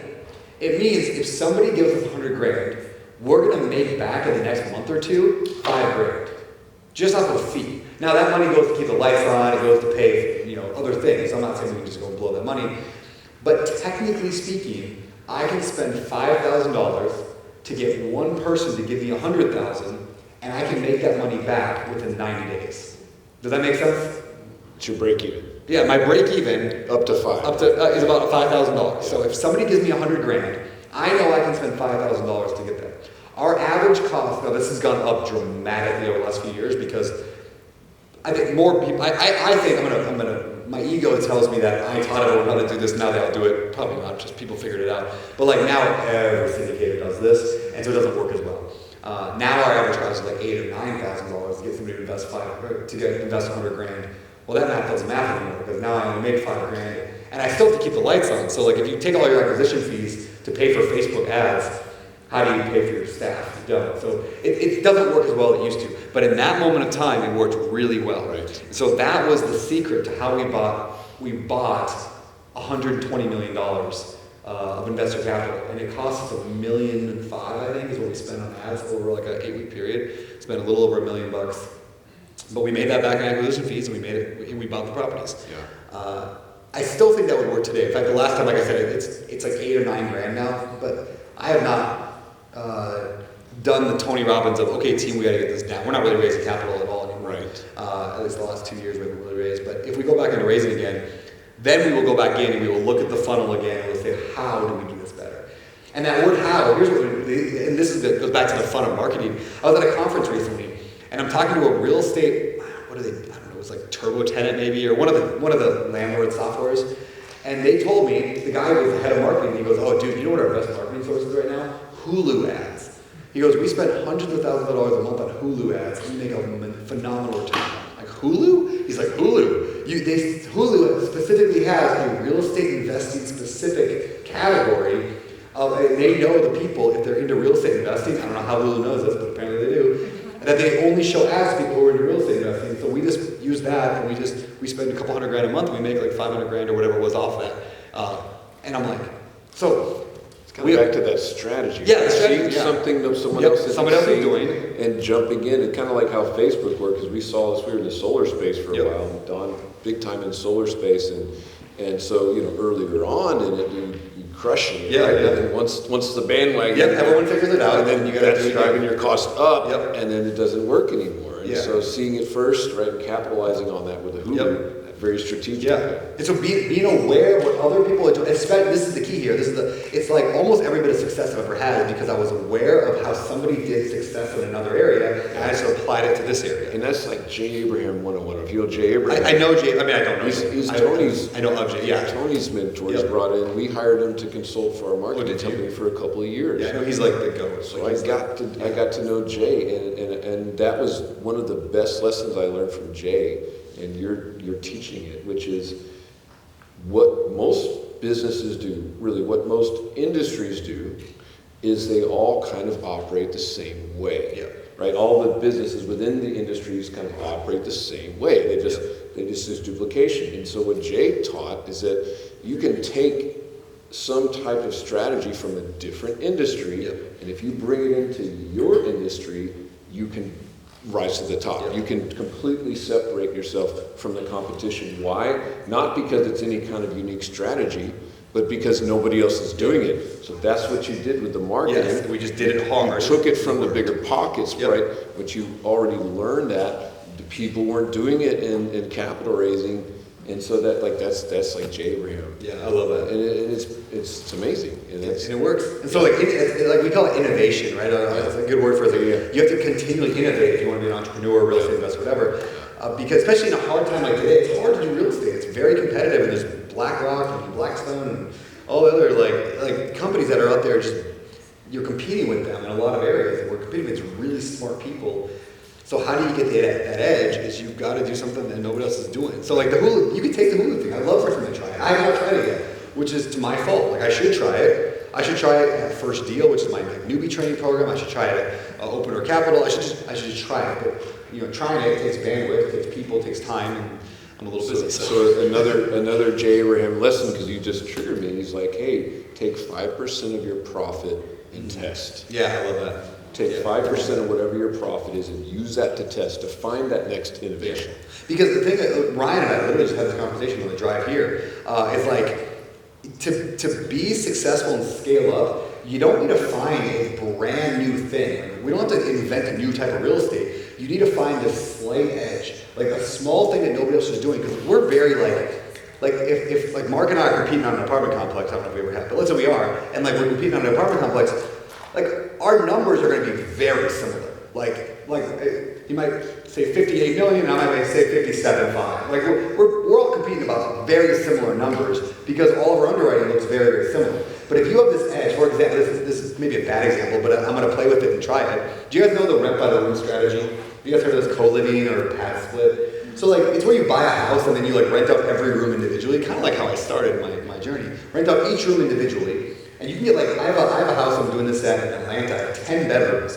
I'm renting out every bedroom specifically separately because people would pay $1,000 a month for a studio, but they're only going to pay $750 at my place. Well, they're paying $750 for a nice like furnished bedroom, but that means I'm bringing in $7,500 a month on a single family house that would normally rent for $2,000. Now I've got other expenses, but I'm clearing $1,600 a month in cash flow on a single family house right now because of this innovative thing. So now there's a lot of problems with this, there's challenges, there's difficulties in managing. But where I'm going with that is like, I'm going to test that out, this idea of what if I took just a couple of units and just tested it at an apartment complex, took the living room out and put up a wall, turned the living room into a third bedroom. So you have a 2-bedroom apartment becomes a 3-bedroom apartment. Then you rent out each one as a furnished apartment. So maybe you get $700 out of each one. Well, now a unit that would rent for $1,200 as a 2-bedroom is now getting $2,100 as 3 individual ones. Now I don't know if this will work or not, but it's an idea. It works in the co-living pad split model. Pad split is like the Airbnb for co-living.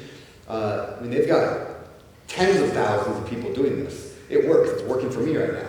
So can we apply that knowledge to multifamily? And now, if I saw that, could I take 10% of a 300-unit apartment complex? Just 10% of it. Take 30 units, carve it up, test it. Well, you can test it with 1. If it works, go to 3, go to 5. Yeah. But if this works, if this innovative thing works, and you guys haven't figured it out yet, so nobody else is doing it, now all of a sudden I can pay not 58, which is what you guys are going to pay, and I was paid 57.5, so you're going to win the bid. I can get 59 or 60 because I have the slight edge.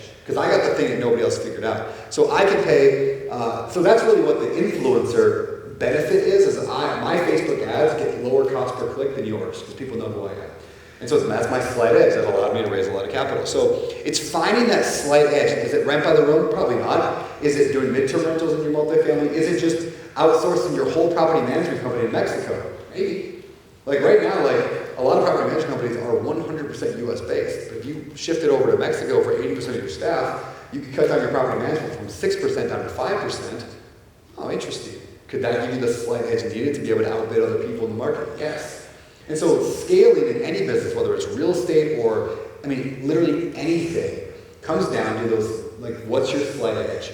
Like, why did this one company, pick any random, whatever, why did this gym chain take off? Why did this ice cream store take off? Why did Cold Stone Creamery take off and John's Ice Cream didn't? Because Cold Stone had something or multiple things that was a slight edge and it took off. So we can apply that to our real estate and say, I'm going to do this thing. So we did that. We raised a lot of capital. We spent a lot of money doing it. Yeah. I got a lot of points on my credit cards for all those ad spenders. It's great. I can stay in a Marriott for free for the rest of my life, I think. So, anyway, so we scaled up and we bought a lot of real estate. So we went from, the first few years we bought, up to 1,000 units, and then it was 2, then it was 5, and then we got into, multifamily and got up to 10, and we got to self-storage and got up to 14, 15,000, something like that. Yeah, and so it's interesting because now thinking of your journey, right? It's kind of like this. Yeah, that's hockey stick. Yeah, it really did. And the hockey stick happens when you've just done the work to get there, and then you figure out that little slight edge, boom, and it took off. It's the overnight success to decade. Yeah, exactly. Yes.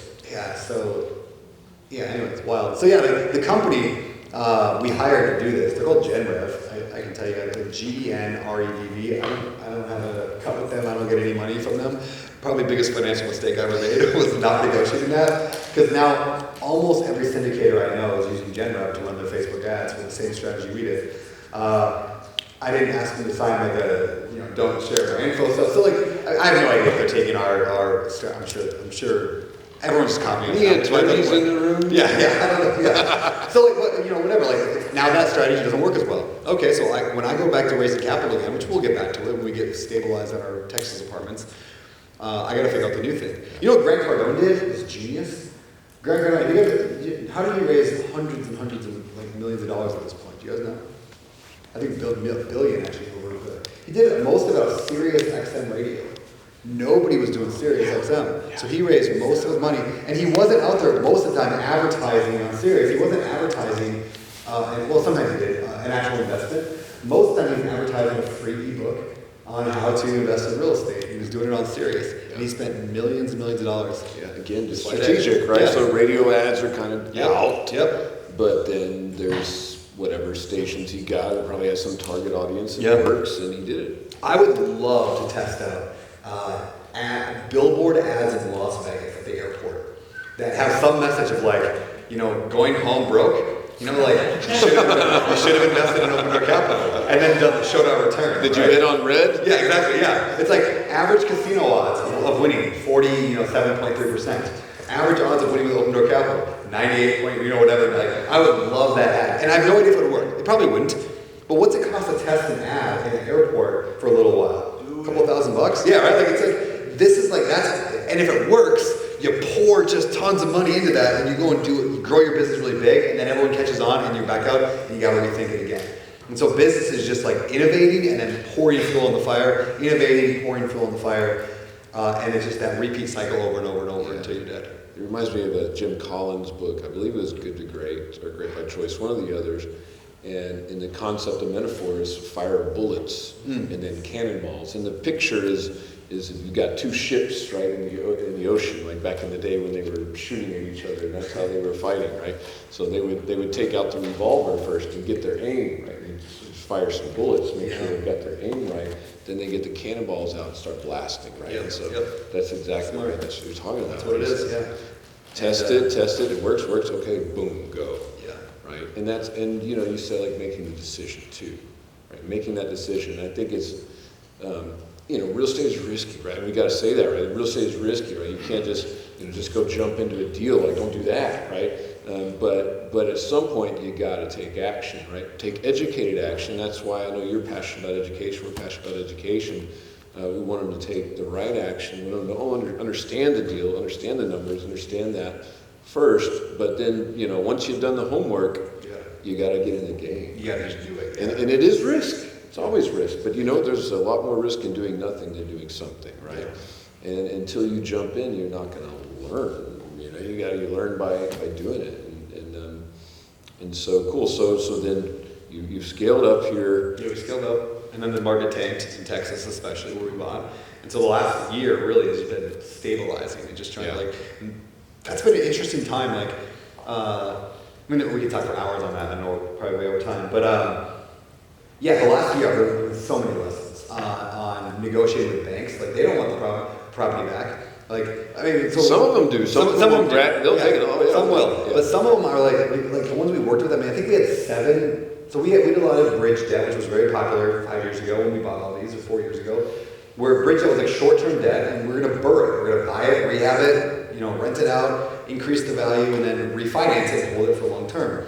Except for the market crash, and so property values are down drastically. Especially here in Austin, you guys know it's like rents are down 20 to 30%, depends on what number you look at. Cap rates are up 20 to 30%. What does that mean? Value of the multifamily is half of what it was. The property we paid $82 million for is probably worth $45 today. What do you do? And then your loans due. It's like, shoot, this is a real problem. You can't even sell for note value. We're $10 million under our note value.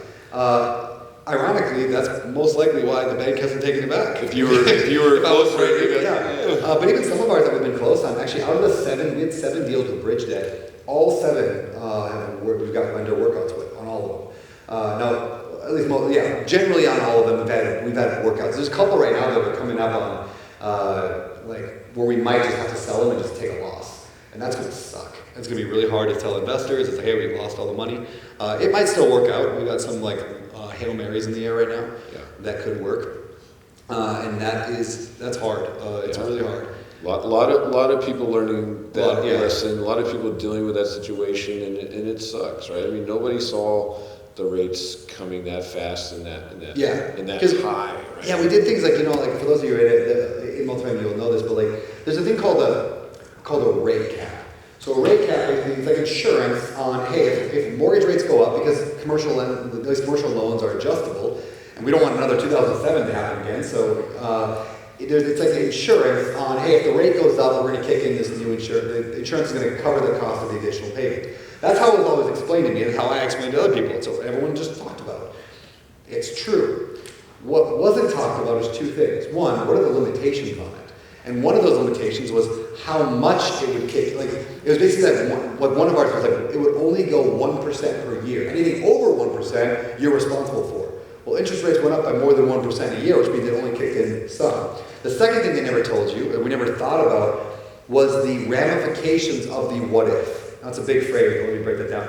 The ramifications of what if. So there's layers here. The first layer is, okay, we're going to get an adjustable rate loan. Well, that's bad news. We don't want to do that. Don't worry, we got a rate cap. Okay, well, then we're good. But what are the ramifications if the bad thing happens? Okay, rates do go up. What happens to the rate cap? Well, it kicks in. Then what? What do you mean then? Well, I should have asked this question. Well, what would happen then? Well, I don't know. I guess nothing. Well, if I would find somebody smarter, they'd say, well, you have to pay for the rate cap. When you first buy a rate cap, you pay for it. But you also pay monthly for it. And then you have to renew it every few years. Well, if rates started going up, rate cap, like that insurance, it's not really insurance, but basically, what would happen to insurance premiums if all of a sudden tornadoes hit every day? It would skyrocket. So the cost of a rate cap, which was maybe $1 million, went to $20 million. So all of a sudden, it was like, oh, we just buy the $1 million policy, it went to $20 million. Well, now that doesn't make sense anymore. So you can't buy a rate cap. Well, then what? Well, then you don't have a rate cap. Well, then what? Well, if rates go up to 7%, like they did, and you were at 3%, your mortgage payment went from $200,000 to $600,000. How do you survive? You don't. And so that's what we've gone through over the last few years, is learning these lessons on the ramifications of the what if. Is really going deep on that, which is part of what that book, The World That's Stupid, talked about. Not specifically, but about thinking time. About before you do something, take an hour with a piece of paper and just think. of every ramification, everything that could possibly happen. And had I done that, I may have thought more about like, well, what would happen if? That said, did anybody back, even when we knew that the market was hot, did we believe rates were going to go from 3 to 7 or 8? Nobody. Like, nobody did. Nobody was thinking that. They Yeah, was not thinking that was possible. Yeah, we underwrote like it going up over time, just not that fast and that big. And so there's also just black swan events that just happen, and it sucks, and it's hard, and you deal with it. And the way you deal with it is you just keep showing up. And so maybe like the last thing I'll say is like, I just did a whole podcast on this if you want to listen to the Better Life podcast, but it's like, I moved here to Austin. I mean, not forever, but I'm here now. Why? Well, mainly for 2 reasons. One, if I'm here, where our 2 worst properties are in Austin, but there's also ones in Houston and Dallas. Well, guess what? Austin's like central to, well, San Antonio, Houston, Dallas, Austin. Austin's right in the middle of all of them, so I'm here. I can view the properties, I can see problems, and when you can see problems in person, that's when you can innovate.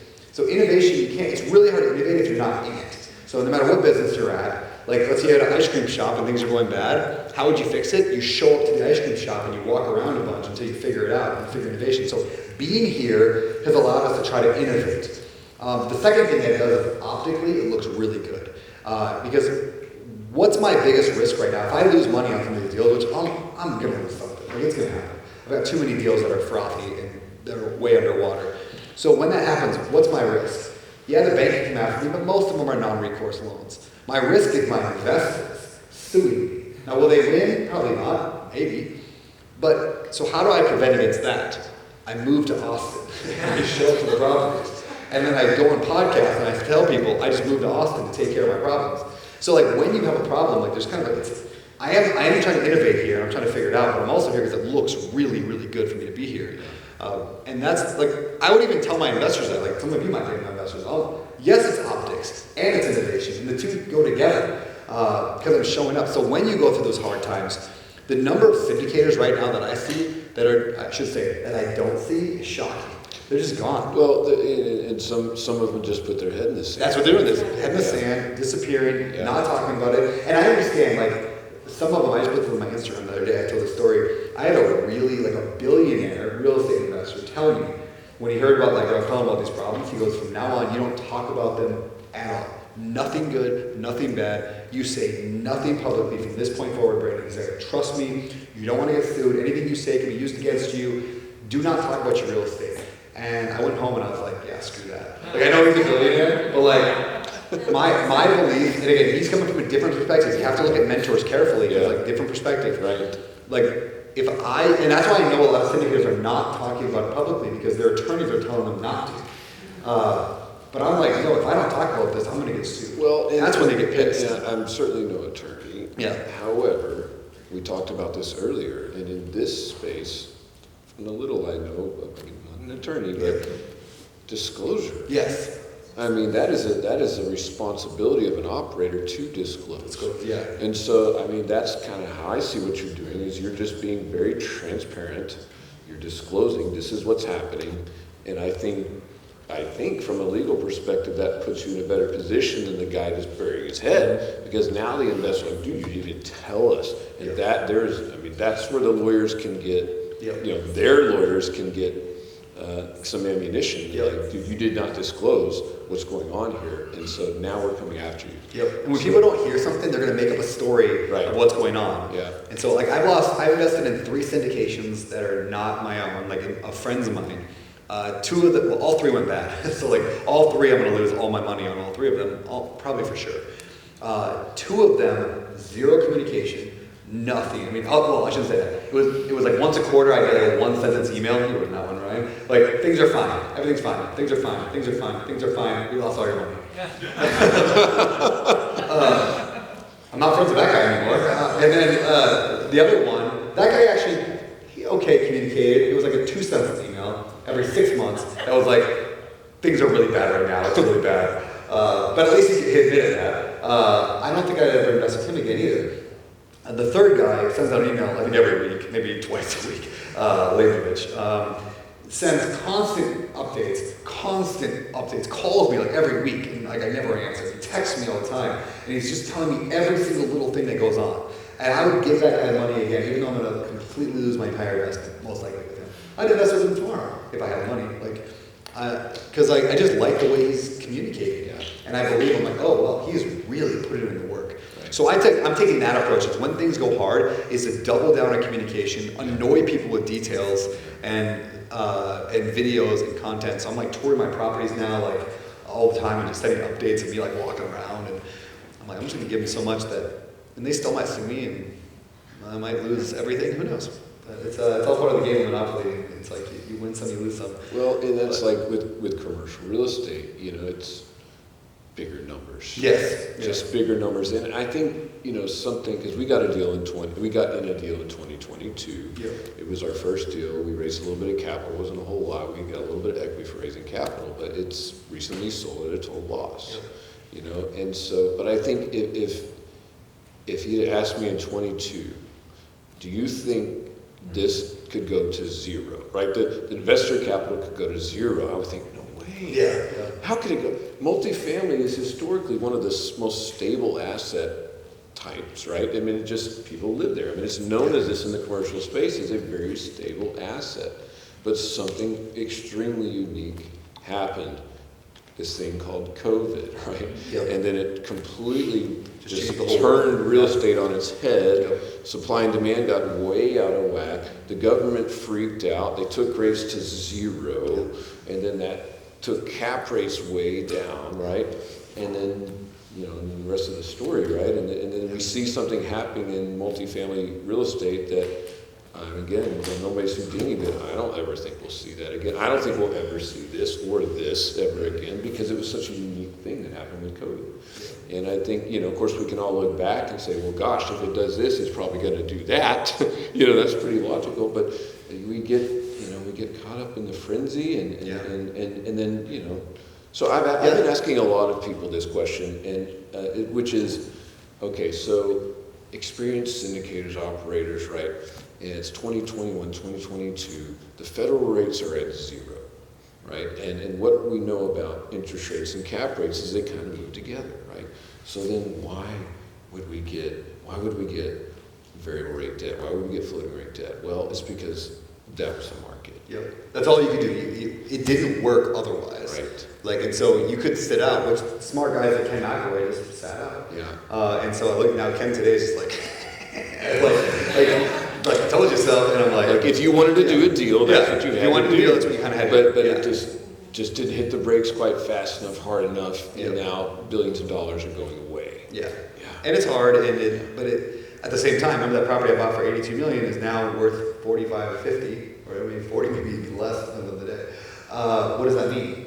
It means you guys can buy a property right now in Austin for $45 million, 82 a few years ago. Yes. Like, that's wild. Yes. What an opportunity right now. I was telling Ryan the drive over here, I was like, I want to run the numbers on my properties as if I bought them today for their current value, and just like see what my 5-year projection looks like. Because right now I'm fighting just to get back to zero. Like, it's going to take me 10 years. I believe it'll take me 10 years to get back to where I was.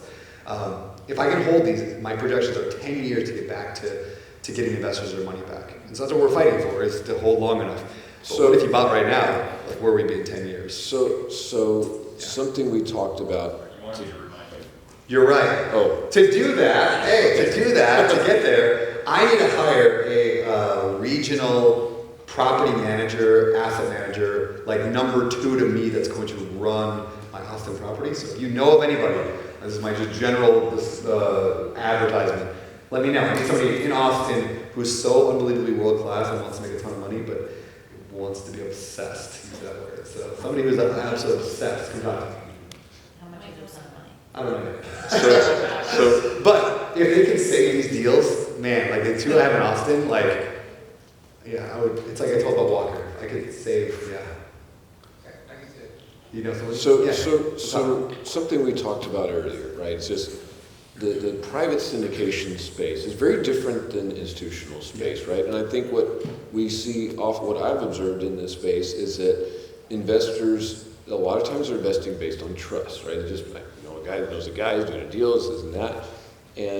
And so you mentioned earlier that this play, I don't know if it's all the multifamily you bought, but is you partnered with a group out of Houston, right?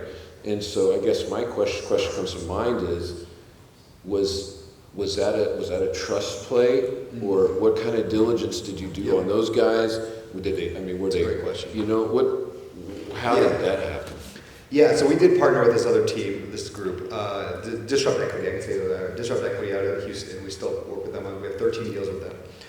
We did due diligence, I think quite a bit. Like they had done a dozen plus deals, full cycle, before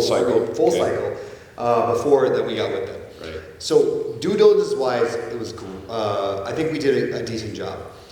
My regret was the speed at which we worked with them. This applies to not just we have partnerships, employees even, if you can avoid it. Like, we went like that with them. What I wish I would have done is bought a property, and then waited 6 months and watched how they worked and worked with them and seen what their strengths were, because they have a lot of strengths. They're good at some things, they're really good at it, and they're not so good at other things, just like we're not good at things. And then we could have seen, do we want to do more, or do we want to find something that more matches this thing or this thing? And so, like, it's hard to, whatever, hindsight's 20/20. Yes. But I wish I wouldn't have bought 13 deals at one time with the same partner before knowing, because you don't know how someone's going to, the full cycle deals were all in the market that was going like this. That's right. When did they start? They started at 18 maybe, something Exactly, like that. right? Yeah, so they had the tailwinds. Yep. They hadn't seen a down cycle. Yep. The market was probably with them. Yes. And so then really, this is again, another thing Ryan and I were talking about is, it's surprising. One of the biggest things I've learned over this whole mess is how little control we have as a syndicator, especially. Real estate investors, if you're like buying single-family houses, you're a local landlord, you have way more control. We have so little control. We're riding this 10,000-pound like Mustang that's just bucking, and we're just trying to hang on for dear life. What I mean by that is, you buy a property and you expect it to go, you buy it for 80 million, you expect it to go to 100 million over this time period because you run out all these numbers. But you control almost none of those numbers, because the numbers that really matter are what are your average rents and what are cap rates going to be at. Like, that's the number, yes, you can control, we renegotiated the water bill down, or, we worked on the internet thing and we got some NOI, but you can play in the margins a little bit, but you're playing in about a 2% area on multifamily. Maybe it's 10%. The vast majority is made up by cap rates and rents. And you have absolutely no control over cap rates and rents. And so I can pretend that Disrupt Equity, when I looked at their due diligence, had 12 full cycle deals and they looked really good. They just were riding at the right part of the market. And so it almost didn't matter. Like, now, if you're really bad at operations, you can still kill the horse you're riding. But we have very little control. And so there's a lot of, I don't want to call it luck, but you just have way less control than you think you do. Commercial real estate in general. And I remember when I first started getting into commercial real estate, that was one of the things I really loved about it, is that it is valued more like a business, right? As opposed to residential, where you're valued based on CMAs and the market. And so, like, as being an entrepreneur and business owner, I'm like, that's really awesome. And so I felt a strong sense of control in that regard. Hey, if we can run a better operation, make it more profitable and so forth. But then again, big lesson learned.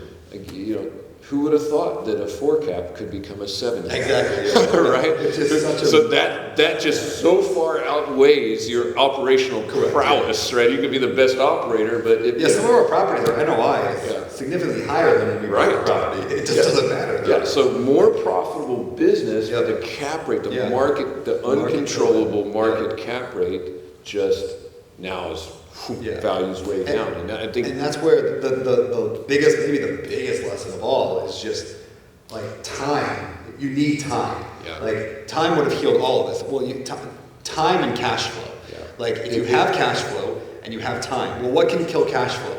Adjustable rate debt and bad operations.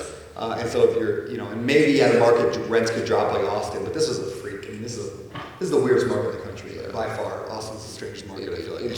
So that debt we talked about earlier too. So like, if all these properties had 7-year, agency debt locked in at 4.5, whatever, then things would be different. Yeah. But it just wasn't the game. I wonder though, and I don't know, maybe somebody smarter here was more involved back then can say this, but like, was the fixed rate, agency debt not available, or it just was, you just got a little better with the bridge, and so we were all a little too greedy. That's what it was. Yeah, it was a little lower rate. Yeah, it's like, so we get a little bit higher IRR. Yeah, exactly. If we go this one instead of this one. And then you're competing with the market. And Yes. So it's like comes back to the market, right? Yes. So you want to raise the capital. Yeah, and if they're doing bridge debt, we had to do bridge debt to compete. The IRR, Yeah, because IRRs the too. passive investors are looking at IRR. Yeah. That's what we're also talking a lot about today. Like, hey, maybe that's not the only thing. Like, Yeah. you don't just chase an IRR Yeah. because that there's risk associated with that. Yeah, I have a theory right now that Grant Cardone actually just did this. I'd be curious how he did on it. That if we launched a fund right now that was zero debt, the debt-free apartment fund, and we just did, there's no loan, it's going to be a lower return, because there's no loan, and you all know that. But think of how many people over the past year have lost hundreds of thousands of dollars in syndications. Yeah. If you went to those people and were like, hey, we'll never lose at a foreclosure or sell at a property for nothing. There's literally no timetable. You can't lose. Yeah. I wouldn't say those words, but people would realize you can't lose. But hey, it's only going to be a 9% IRR. Yeah. I personally would take a 9% IRR over a 15 IRR if I knew there was no way I'm going to lose. Yeah. Because I'm just cash. been burned. Yeah, all cash. Yeah. So I think there's a unique market right now, and again, it goes back to the innovation thing, where somebody could really pioneer that as the Dave Ramsey model of apartment investing. Debt-free apartment investing. Apartment investing. And Wait, that's a book title. Yeah, it is. It's a book title. It's a website. It's like you go all in on it. You make you pick an entity. It's like, oh yeah, all these guys, they're all losers because they use debt. This is the real way to do real estate. Let me tell you 12 stories on why. And all of a sudden you pick the entity, and people are like, yeah, he's right. They're all stupid. That's just Get Dave behind that, and that Yeah. could be a good thing. Yeah. Oh, goodness. Yeah. Should we? Or you can do what Cardone did, which is do a 50% Bitcoin fund, 50% real estate fund. Again, weird, but it worked. He raised, I think, $200 million, $250 million on a half Bitcoin, half multifamily fund, and he did it. Because nobody else was doing it. Yeah. As much as Grant's an odd duck and boisterous and all the things that Grant Cardone is, he is innovative beyond anything else I've seen. That guy knows how to try things. Yeah. He's got a little money to do that. He's got the money to do that. Yeah, there's the thing. The more money you have, the more you can test these things out for sure. I have a program called First Deal. It's like a newbie training program, and we make we make good money on that thing right now. And I was just talking to my marketing guy yesterday, and I was like, I want you to know, you can blow money right now. And I was like, that sounds crazy, but I was like, I want you to know, if you came to me and said, hey, I tried this thing and I lost 30 grand, I'd give you a high five. Because that's the only way we're going to get this thing to $1 million a month, which is the only way I'm going to save some of these apartment deals is if I get this program to $1 million a month, which I think I can get there.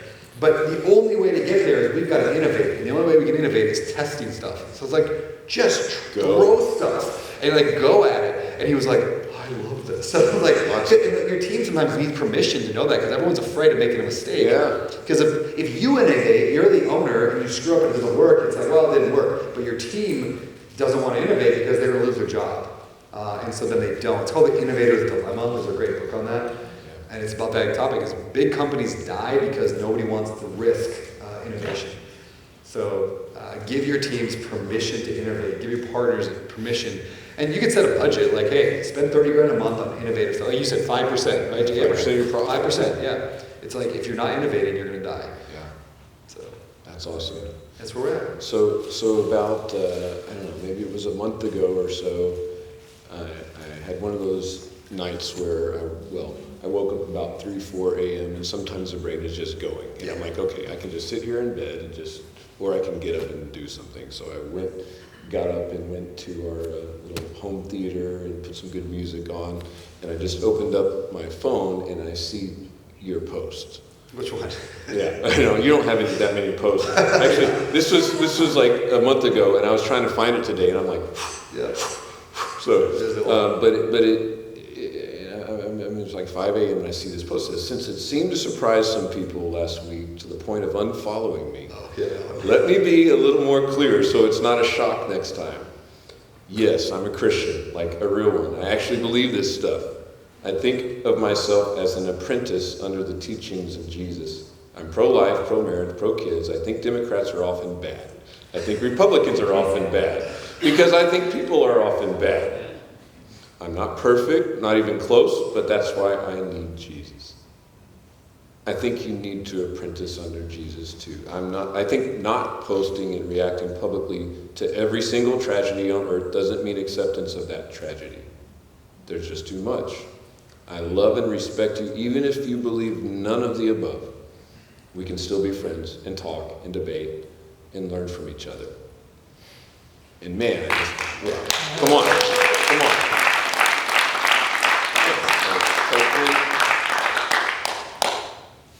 You want to share a little bit about that? Yeah, well, that came. There's so much in that. I mean, there's so much. But that just came. I posted about Charlie. I posted about Erica Kirk after the thing happened. I'm like very non-political on my Instagram. You guys, if you follow me, you know that. Like I don't post much about any of that. I didn't even follow Charlie Kirk that much or anything. I just posted about Erica Kirk as a grieving widow, and people unfollowed me. A bunch of people did, and I was like, whoa, like that's wild. Unfollowed, but like the comments were just really, really rude. I was like, dang. And so many people in the comments were like, I didn't know you were a right wing, whatever, Jesus lover. And I was like, how would you not know that? Like I talk about it fairly. I'm like, I don't know, maybe I'm not that outspoken, but I'm like, so that's why I was like, well, maybe I should just make this more clear. Like, yeah. And I did not do this for a reason, but I will tell you that there's a pragmatic reason to do stuff like that. Let's just go for marketing. Again, I promise I wasn't thinking this when I wrote it, but marketing is oftentimes more about pushing people away than it is bringing people in. That's right. Right? So I'm like, I got probably 100, 200 DMs from people after that supporting me and saying, dude, I love that. Thank you for saying that. I wanted to say that. Tulsi Gabbard, the most powerful woman on the planet, who's like the director of national intelligence. Like, so she's in charge of the CIA and NSA in America. She shared that, which is wild, right? Wild. So what, people love, so what did that do? That post, again, there was not a marketing decision to do it, but this is the reality of it, is about 1,000 people unfollowed me. And 100,000 people, or maybe 1 million people, just got more endeared to me, right? So by pushing people away, I brought in more people. Grant Cardone, when I interviewed him on the podcast back in the day, he once said, this was like 10 years ago, he goes, I can get 50% of Americans to absolutely hate my guts. And you know what that makes me? President. And it's such a great line. He's like, because if 50% of the public hates you, then 50% of the population loves you. And that's all it takes. Anyway, so I like, again, from a marketing perspective, it worked really, really well. That's why it worked, though. Is people like stuff that goes, that's my guy. Right. Or that's definitely not my guy. Right. And if somebody's going to get pissed at that, yeah, they're never going to buy First Deal. They're never going to go to a Better Life Tribe. They're never going to invest in Open Capital.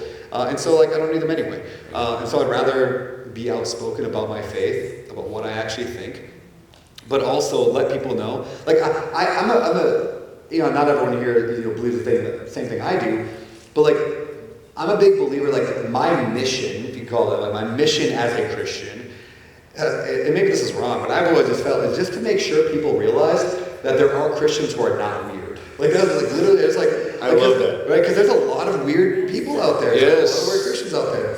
And so when people all they see, kind of like real estate, right? I want people to know that there's real estate investors that are not weird. And so people follow me. A lot of people say wow, you're really normal. I'm like, yeah, because we're not all just buying private jets and Rolexes and taking advantage of poor people. There's actually just normal people.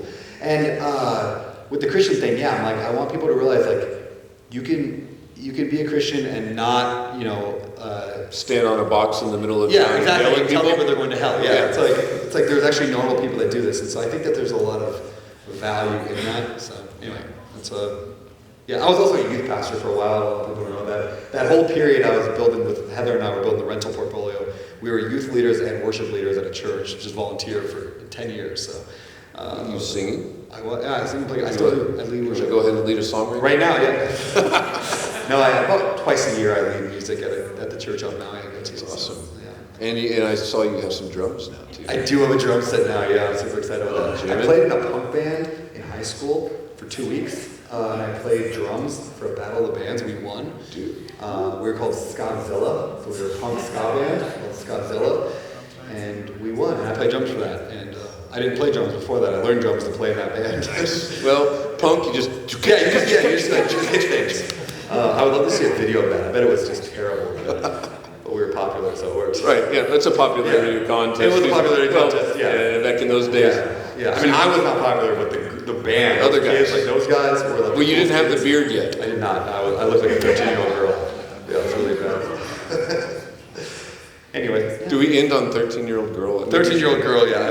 If you shave this, I look like. You guys know the apps like Snapchat has like an app or like a filter that will remove the beard. I think Instagram might have it too or TikTok, but I was doing it on Snapchat. When you remove this, like I look like a 13-year-old girl. It's really bad. Like I'm so young and shaven. It's weird. Well, I know it's kind of like like trees have rings, and that's how you know how old they are. That's the same with your beard. Yeah. Like I see some older pictures, a little shorter with this. It's actually, I'm thinking, you guys know the story of Samson in the Bible? You know that story? So Samson was a super strong guy, right? Like, did all these cool feats and did all this amazing stuff, but his power, I mean, it was from God, but his power was in his hair, they said. And so he finally tells his girlfriend, he lies to her a bunch and doesn't tell her. Finally, he's like, all right, the secret to my strength is my hair. So in the middle of the night, she goes and cuts his hair, and then the bad guys come and he can't fight him, and so they arrest him, and they poke out his eye, and he's blind, or whatever. Anyway, that's this. If I shave this, I go bankrupt. It's gone. So how do you feel about the beard right now? Is it a love-hate thing? I love it. I love it. It takes care. So if you're thinking about growing a long beard, you got this thing right there. It takes some care. You gotta keep it moisturized and oiled and stuff. Otherwise, it's getting itchy. Yeah. Well, let's give it up for Brandon Turkey, you guys. Come on. Thank you.